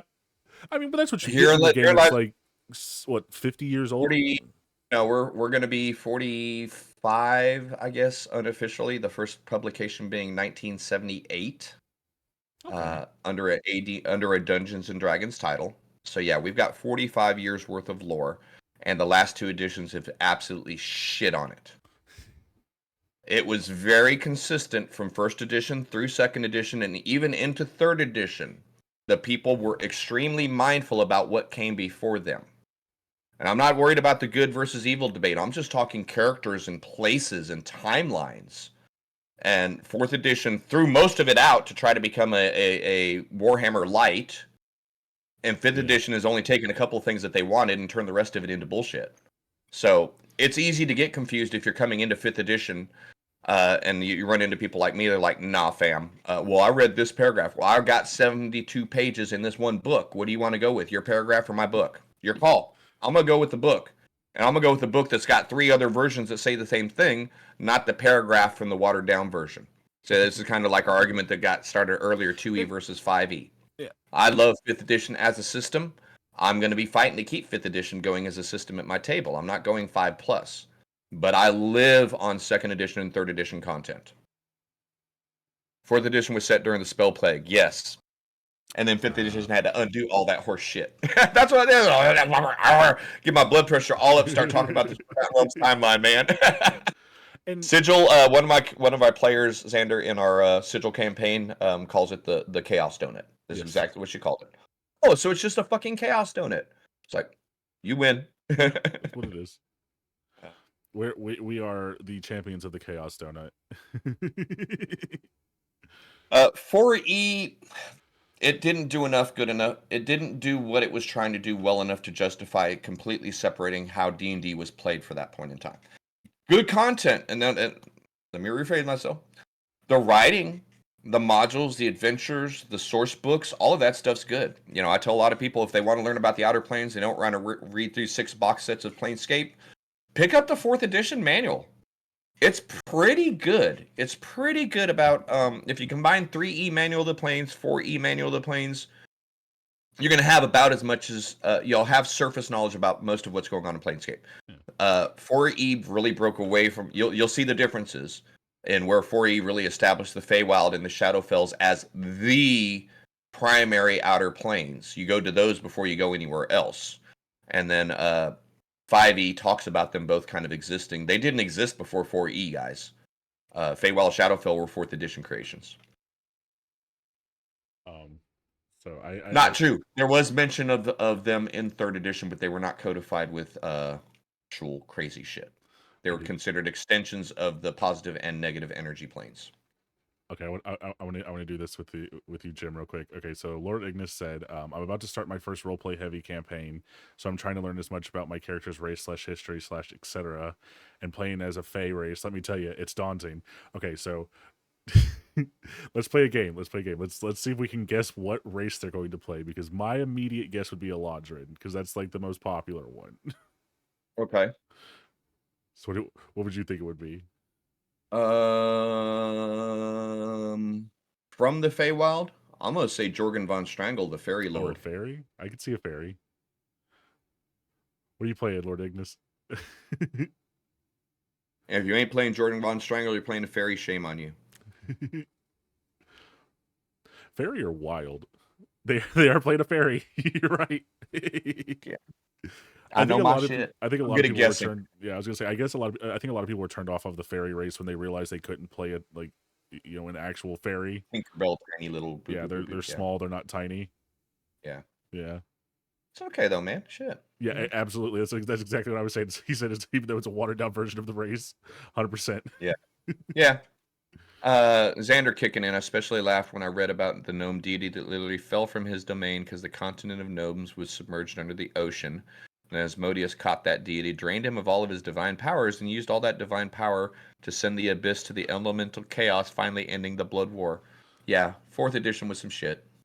I was gonna say, I guess it depends on what edition, because in my brain, he got locked in an endless, you know, maze by the Kobold god, and that's why they hate each other.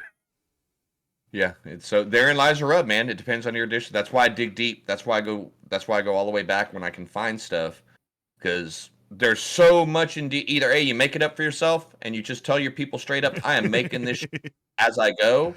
Just live with it. Take notes, I hope, because I'm not gonna, because I'm just like straight up making this shit up.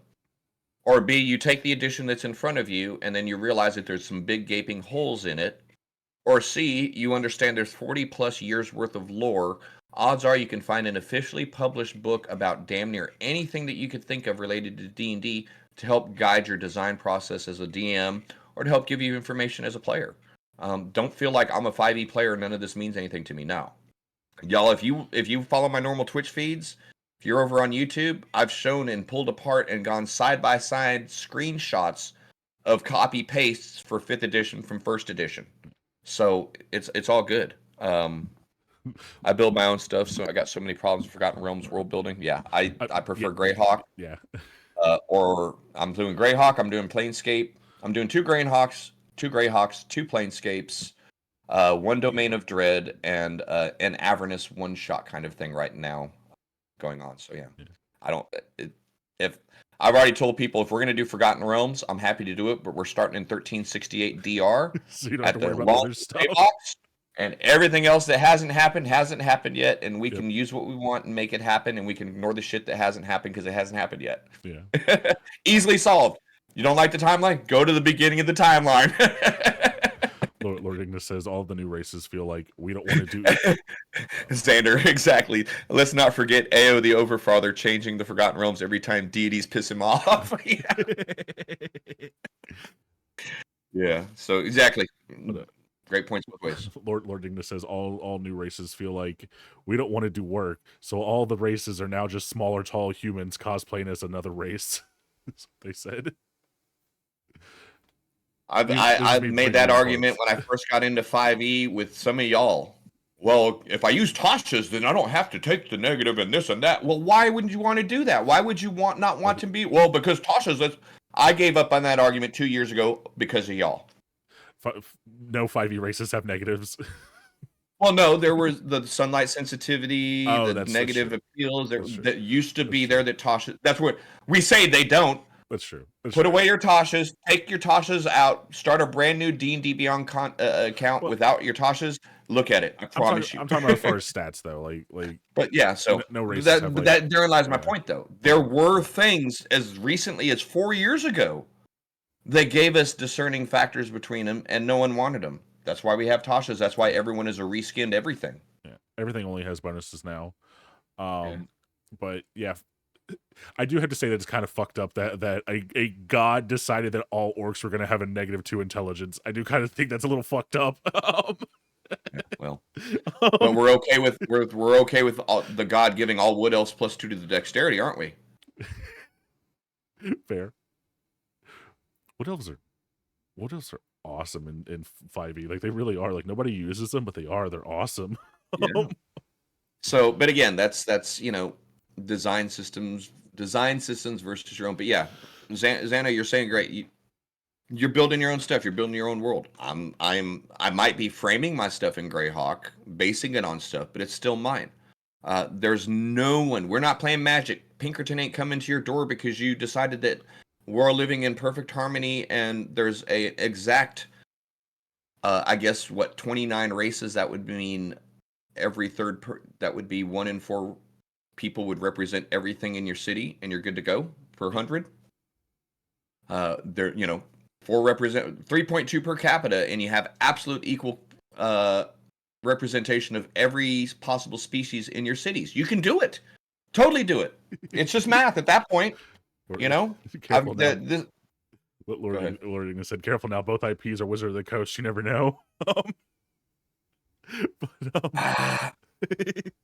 As long as I'm not physically holding something that I can show you, they can't prove I did shit. If I've got a box that says "Do not open until November" and I open it in October, I could probably bet that I got what's coming to me.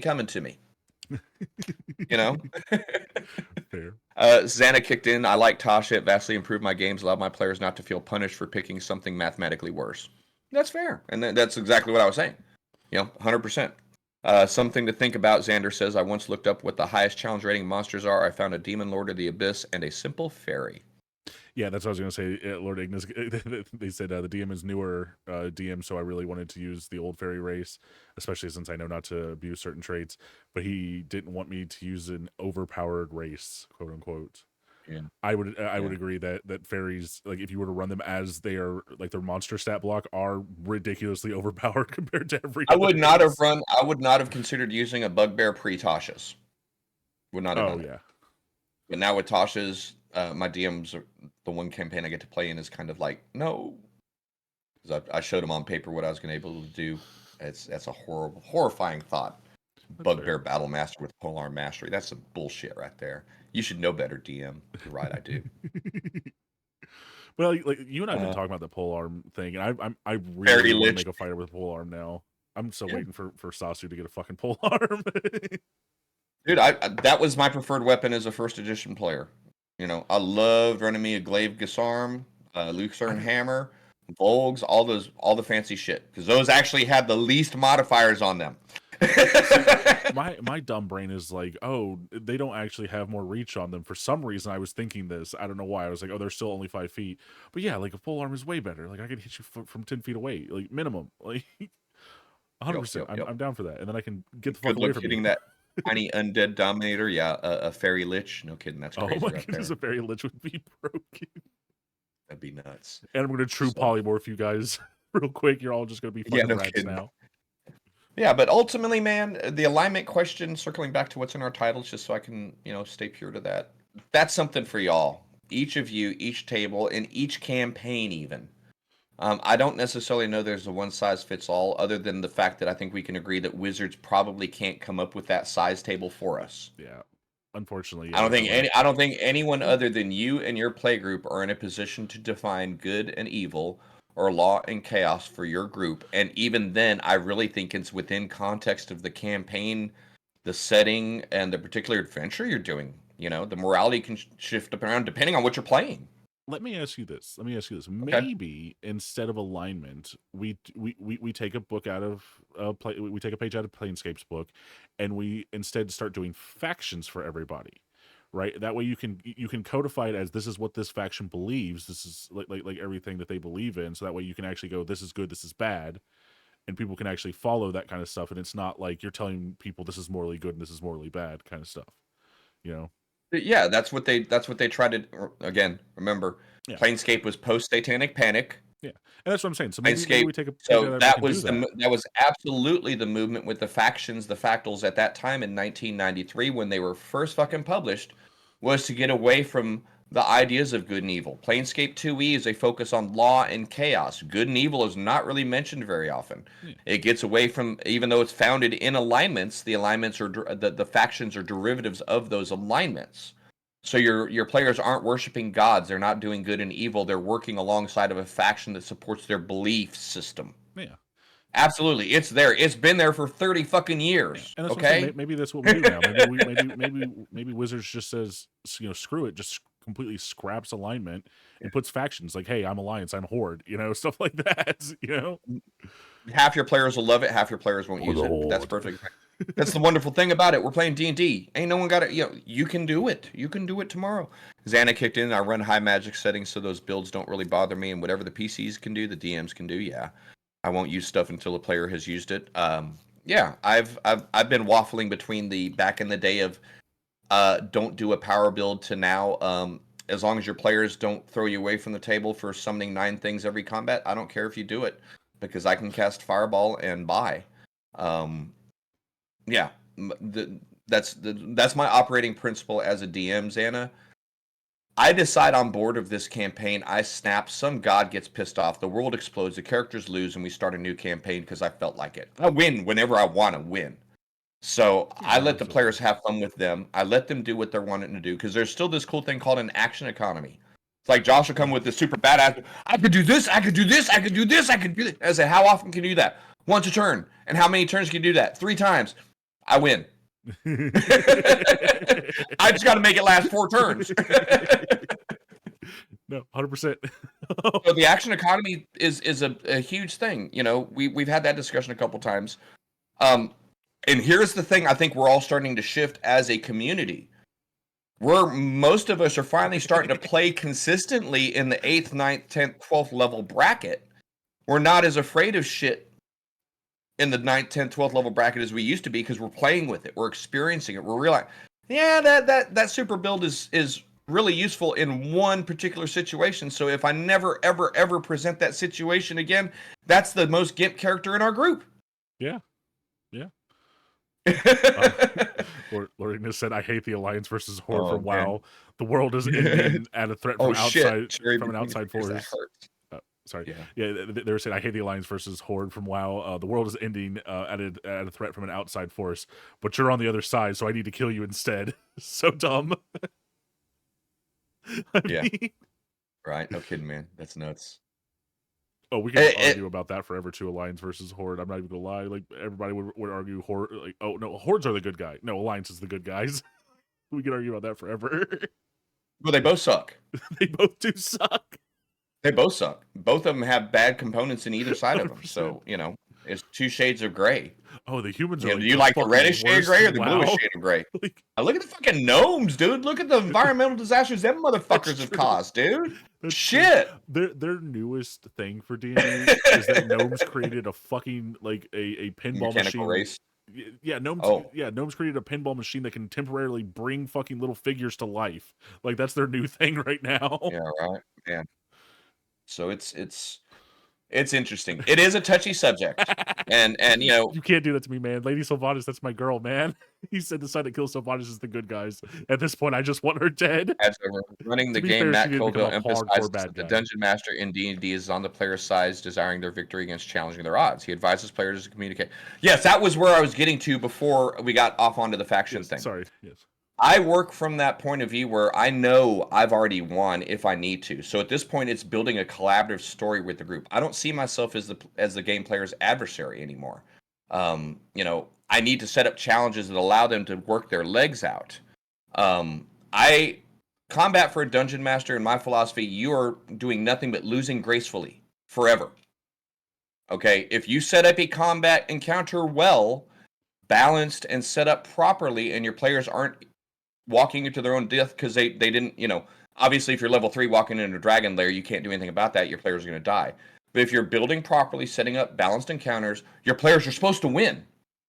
Whether they win by a landslide or win by the skin of their teeth, they're still designed to let your players win. Yeah. So we're playing an entire game of pretend lose gracefully for our players, giving them opportunities to shine. Yeah. So if they bring the hero build to the table, let them bring it. You know, like I said, I used to think of, nah, we can just pretend they can't do anything. Give everyone a moment to shine. Let them be stars. Yeah. But also understand that there's player responsibility. You can build the super character, bring it to the table, and make the rest of your group into spectators. That's what I have zero fucking tolerance for. You know, and that's what I will adjust rules. I won't even say rules. I'll adjust my encounters to mitigate that guy out because he's now making the rest of the team into spectators. That's where I draw the, oh, you want to kill everything in one spell and watch the rest of the team not get to do anything because of initiative? You're not going to have that opportunity anymore. That's more what I was talking about. Yeah. But yeah, no, you're not wrong. The DM's word is law, according to Xander. Xana's kicking in a comment here real quick. So yeah, that's where I line up. I'm for the players, dude. I don't want to waste the time fucking 20 hours making maps and 10 hours writing just to end the adventure on the first encounter because I'm the DM and I'm God and blah. It's a waste of my fucking time, you know?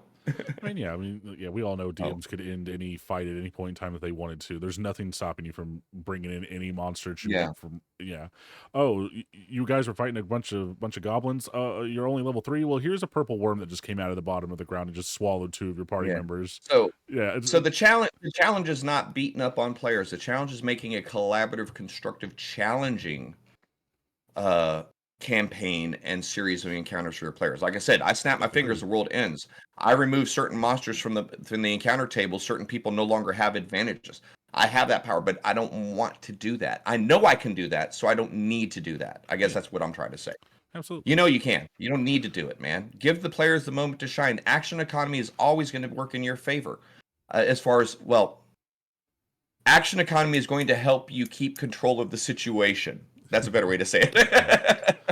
Yeah, Lord. So rely on the rules that are there, and as long as you're not going, I'm sorry. I was saying, Lord Ignis. Yeah, we both agree with you because they were saying I've always seen the DM's job as a guide to let players explore a story, and when it comes to encounters, each players have a challenge but never feel bored or helpless. Yeah.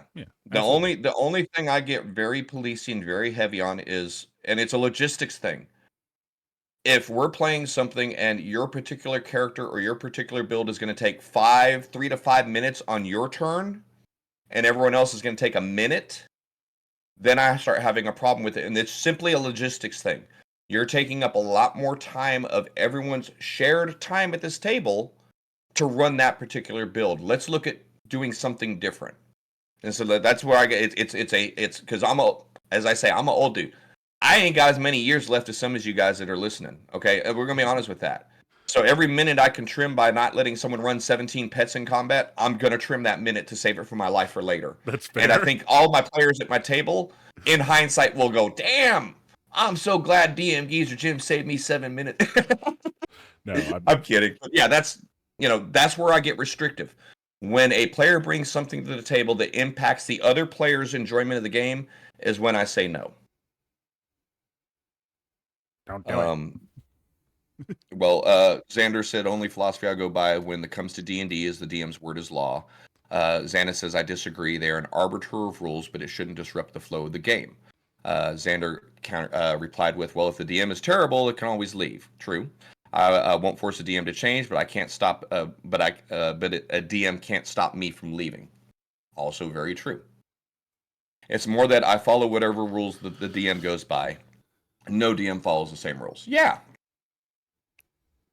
All of those statements are valid. I shouldn't be, even though my rule is law, I shouldn't be changing the rules and changing the laws midstream to fit my encounter and being inconsistent for my players. So yes, my rule is law, but my rule is binding to me as well because, as Xana said, I'm an arbitrator.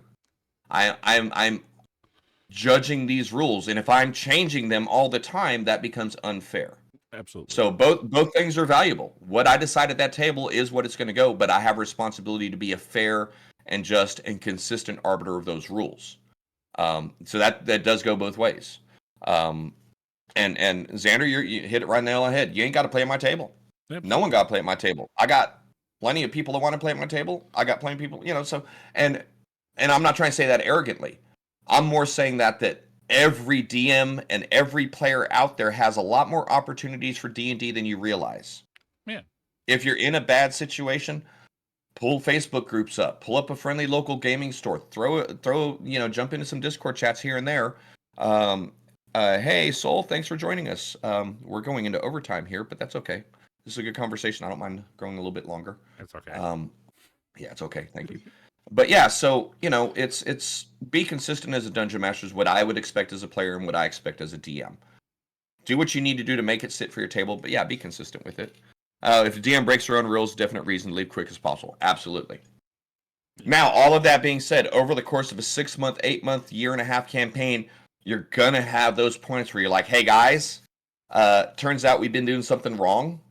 Do we want to keep going as it is, or do we want to adjust the way it's supposed to be?" Or you can still do that as a group as long as you're doing that with your group.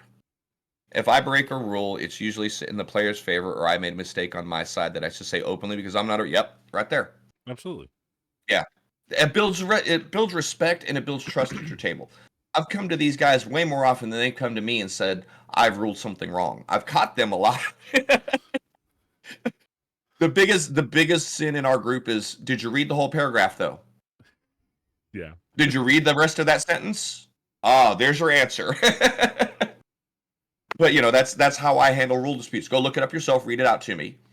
Yeah, that's really cool, but you missed the 2 sentences that were in the middle of that paragraph to define what you're trying not to do. Yeah. And leave it there. You ain't got to argue it, Yeah. Supporting the game, supporting the flow of the game, supporting the interaction, that's kind of our job. And if you're deciding to be a DM, you're not here to win. Because you already won. You got people coming back next week to play, man. You get to build a story out and build a world. I'm sorry? I said DMs are benevolent dictators, are what they are. Fair. Yeah. Fair. Hopefully more benevolent than dictator. But you have to. You have to have the rails. And I'm not talking for railroading. You have to have the sides of the box for your world. You have to have the rules that keep your world flowing. That's being a dictator. No, you cannot do that because that breaks the universe, fucker. Is that being the dictator? That's being a dictator. I don't care. Lord Ignis says the DM needs to be open, but players need to learn to talk to their DM and let them know what's bothering them, rather than silently building up resentment. Yeah, we've actually brought that up a few times, like within within some of our older chats. That's definitely a thing. A lot of people are afraid to have conflict with. Yeah, no, absolutely, 100% is a good point. A lot of people are afraid to have conflict with other people at the table, including their DM, especially their DMs. But it's completely okay. And if your DM's not willing to hear you out, then that's probably a problem. If you go, hey, here's a problem I'm having at your table, and if they're not willing to do something for you, then there's a problem. They're like, no, go fuck yourself, and yeah. Small benefits, mistakes I get, but deliberate alterations mid-game that don't benefit the game, that's when. Yeah, absolutely. That's what I was talking, Xander, that's what we're talking about with consistency. If there's something, and everyone in the group agrees, okay, we'll go ahead and change it. It doesn't break anything, but yeah. The whole, I've decided now to make this a rule instead of that being a rule because whatever arbitrary, crazy reason. That's shady as a dungeon master. Yeah, absolutely. I think the one rule I have at my table, Xana says, that is ironclad. There is no SA at my table at all. I don't care if you're my friend of 20 years. That shit is not welcome at my table. SA. Oh, yes. I hear you. That's the Fade to Black's over on mine. Yeah. I've got the trigger, the black. Yeah, there's a pretty good sized blacklist. And that's good. Have your rules. Make sure that you have your setup. That's not necessary. You don't even have to imply that kind of stuff. Yeah, that's fair. The Arkind, yes, yeah. It took me a second. And I was like, oh shit, yeah, I'm with you. Yeah, I thought you were that just shouldn't be in any. I thought you were just No, like, I don't want my players to talk a whole bunch. Is what I thought you were saying. Like, I don't want essays for my players. Like, they need to calm down. Yeah, no. S period A. What you talking? You don't like no essays at your table, man? What the hell, huh? That was a bad joke. I'm so sorry, but I agree with you. That's something that doesn't occur in mine. We do fade to blacks. We do all of that shit. There's not a campaign where I don't have to lean in the camera and go, this is the barmaid you're hitting on right here. Just keep that in mind. Yeah. So, yeah. No, the rules, they're going to vary by the setting, but they're always, if you're doing a good session 0, which, like your boy over there was talking about, fucking communication. Absolutely. You know, when I sit down and do a session 0, I've got a spreadsheet open. I'm making notes on every little thing that comes up. Everyone gets a copy of it. We call it the covenant. And it's binding to the point that we can change it, but this is an understanding that we all agreed upon before we started playing a game. What we could do, what we couldn't do, kind of triggers, kind of things that I would avoid, kind of things that they would avoid. That needs to be part of your session 0s, guys. Absolutely. Erotica entering D&D, I believe it should not have entered D&D. 2E, you're welcome. Yeah. There's You look at some of the racy shit that was popping around back in those days. 1E, 2E, shoot. Well, that was. Think about one of the major influences. We're talking Conan. And think about all your Conan art and all your Conan comics and all of your books. Then that kind of built into it, man. You know, shit. I know I'm aging myself here. Okay, if you grew up in the 70s, early 80s, there was always that one big ass fucking Ford van that had the bitch wearing a little bikini riding a tiger with a sword up over her shit or something, dude. That's exactly what I had in my head when you started talking about it. So the erotica stuff has been part of whether we like it or not, been part of it. Xana says, I'm personally a victim of it. I've thrown people out of my games, even at local game stores. Yeah, absolutely. The erotica stuff. Yeah. You know, something I've talked about, you know, in one of my other streams was cancer. You know, how many people think of that as a trigger? How many people do you know have cancer that go day in and day out without it? There's certain contexts that I won't use, certain bad guys, certain terms, certain things that I don't use because of something, you know, something like that. There is value in making sure you're checking in with your players both when you start a campaign and as you continue through, you know, and players don't fall into the trap of your DM at the end of the session goes, hey man, did everyone have fun? I know we're kind of on some touchy stuff there. I just want to check in. And 4 of the people go like, oh man, that's cool. Ain't no big deal. And you're like, that was kind of ooky, but everyone else says it's cool, so I'm not going to say anything. You have a responsibility to be your advocate, and the DM has a responsibility to adjust for you. But you gotta talk, you gotta speak up. And you may not even need to say it in front of the group. Take the DM off the side, send them a message on Discord, do something. Be your own advocate. A good DM is going to be there for you. Absolutely. Because when I ask, did we have fun? Was anyone offended by that? I'm not trying to like pat myself on the back. I'm genuinely checking temperature. Yeah. Because if there was something that was off, it's, you know, I want to make sure everyone had a good time. And so we make sure we center back around that. Is considering an adult, I don't care what other people do in their game. It's awkward as shit to see it at the table. It 2 or 3 persuasion rolls and a fade to black, man. Yeah. And meanwhile, you're upstairs, you're done with this encounter. But no, nothing. You're done. You wanted to go seduce the barmaid. You're busy for the next 3 hours. Meanwhile, what the rest of y'all want to do? That's how I handle it. And there ain't no more romance in any of my games. Yeah, I'm gonna read these last 2 from Lord Ignis, and then we probably should wrap it up because we both got to. Oh yeah, we got a session. We got a session coming back up here in about an hour and a half, hour and 15. Damn. So Lord Ignis said, if the DM punishes you for talking to them about something that wasn't, if the DM punishes you for talking to them about something that wasn't the DM for you in the first place. That was one of the things they said. And then they said, with the popularity of BG3, I can see the adult aspects of D&D becoming more popular, which I can see that if you're coming from BG3 and going like, oh, okay, well, now how do I romance this person now? Well, that is a negative that's coming from BG3, but one of the things I'm hoping is going to come from BG3 as well as a counter to that is because everyone's trying so hard to get with everybody in their team, people are finding out how important it is to interact well with your party. Otherwise, they leave. Hopefully, y'all players will carry that over to your tables and treat your actual real life players the same way you're treating fucking Shadowheart. Okay? Straight up, I'm calling her out by name. All y'all are simping for her because I did it first too. I'm kidding. Or the Lizelle Karlach lovers, whatever. Carry the same kind of attitude to the table that you're playing with as you're carrying into Baldur's Gate 3, man. Video games TTRPG is honestly annoying. Yeah, that's good. Yeah, Xander kicked in. I don't mind destroying bad guys in D&D who do SA, but even though I don't mind dark stuff, there is a limit to how much I'll tolerate. If they describe it, I'm gone. If they simply say they did it, that's okay. I'm not going to weigh in. My player, Josh, one of my big longtime players, it never even shows up on my tables. Yeah. I'm able to tell a story without even referring to it. Most people should be able to do it, but that's up to you, man. Different tolerance levels for different things, you know. Shit, and even me sitting here saying I got low end, high end as far as the romance stuff. We've had some very racy campaigns, even in my own spectrum. Look at this shit went down in freaking Waterdeep. Yeah. You know, y'all are going to the Mask Club and goodness. wanting to go there. You know, so the Eyes Wide Shut Club, yeah. So you know, and that's one of the other joys of D&D, guys. You have space to be able to avoid what you need to avoid, explore what you want to explore, and keep the world separate. You know, in D&D is campfire talk. Video games, you're one person controlling 6 to 10. You're in TTRB is one person. Well, absolutely, you're 100% right there, Xander. It's different, but this is the first time.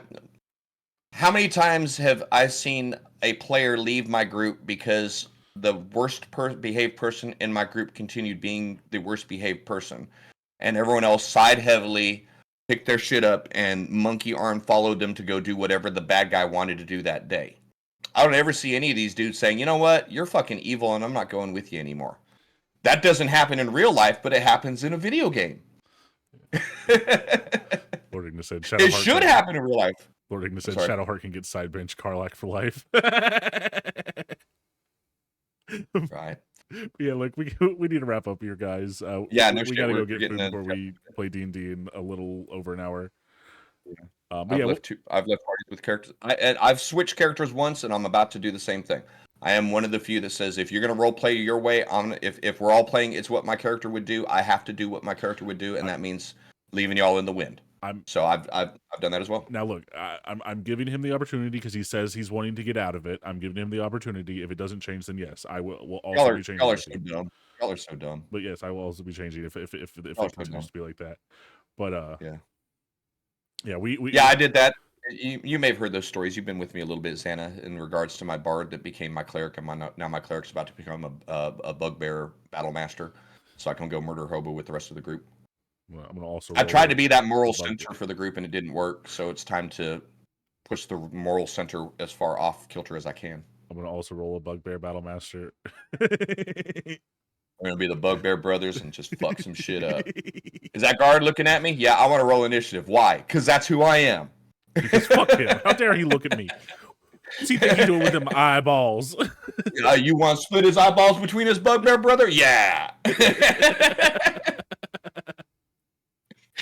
Oh, horrifying. But yes, hey guys. Yeah, we need to go. We will. Do have to. We will be back though. 8 p.m. Eastern time, 7 p.m. Central time, over on my channel. You're on my screen. Yes. I'm pointing there. I will be. I'll be streaming that whole session tonight. I think we're on episode 9 this week. No, 7, maybe 8. I'd have to look. 7, maybe 8. I know Ashley's not that far. With it. Yeah, she's keeping up with it. Well, yeah, Shadows of Barovia. I can't keep my face straight and be boohoo goth long enough to run Curse of Strahd, despite everyone asking me. So I decided if you guys will deal Jerry with Squawks will be there. Jerry Squawks. If you guys can deal with a satirical, What We Do in the Shadows meets Young Frankenstein, meets a bunch of other shitty campy horror movies meets Barovia, that's what we're playing. Last week was an outstanding episode. We had to pause a couple times because one person's face was hurting from laughing so hard, and the other person, we thought he was like stroking, he was like crying, laughing so bad. And for me, that's the best D&D you could ever have, man. If everyone be walking away going, "Oh, my mouth hurts because that was so funny," that's a great session. Absolutely, yeah. Everybody should come and check it out. That's good. Yeah, but hey, over on my channel, thank you guys for being here. Over there on Josh's channel, thank you guys for being here. If you want to follow either of us, again, he streams all of my live sessions. He does some gaming at night. Over here, if you're over on his side, I'm here Monday through Friday, 11 a.m. to 1 p.m. Central, just talking D&D, talking modules, talking settings, adventures. We talked about fiends this week. Challenge for every player as Randall Flagg. Skill level or attitude? Everybody, Because attitude, I got that covered. I got worse players than Randall Flagg in my groups. Abilities, I don't know. Yeah. Anyways. Yeah, powers and abilities. Yeah, no, we'll take a look at that someday. But yeah, we'll be back later on tonight, guys. Yeah, absolutely. Thanks for watching. Yep. Yeah, y'all be safe. Likes, follows, subscribes are appreciated. Check our abouts so you can help us all out on YouTube, Etsy's, Patreons, and all that cool shit. But we'll see you soon. Absolutely. Take care, guys. Bye, everybody.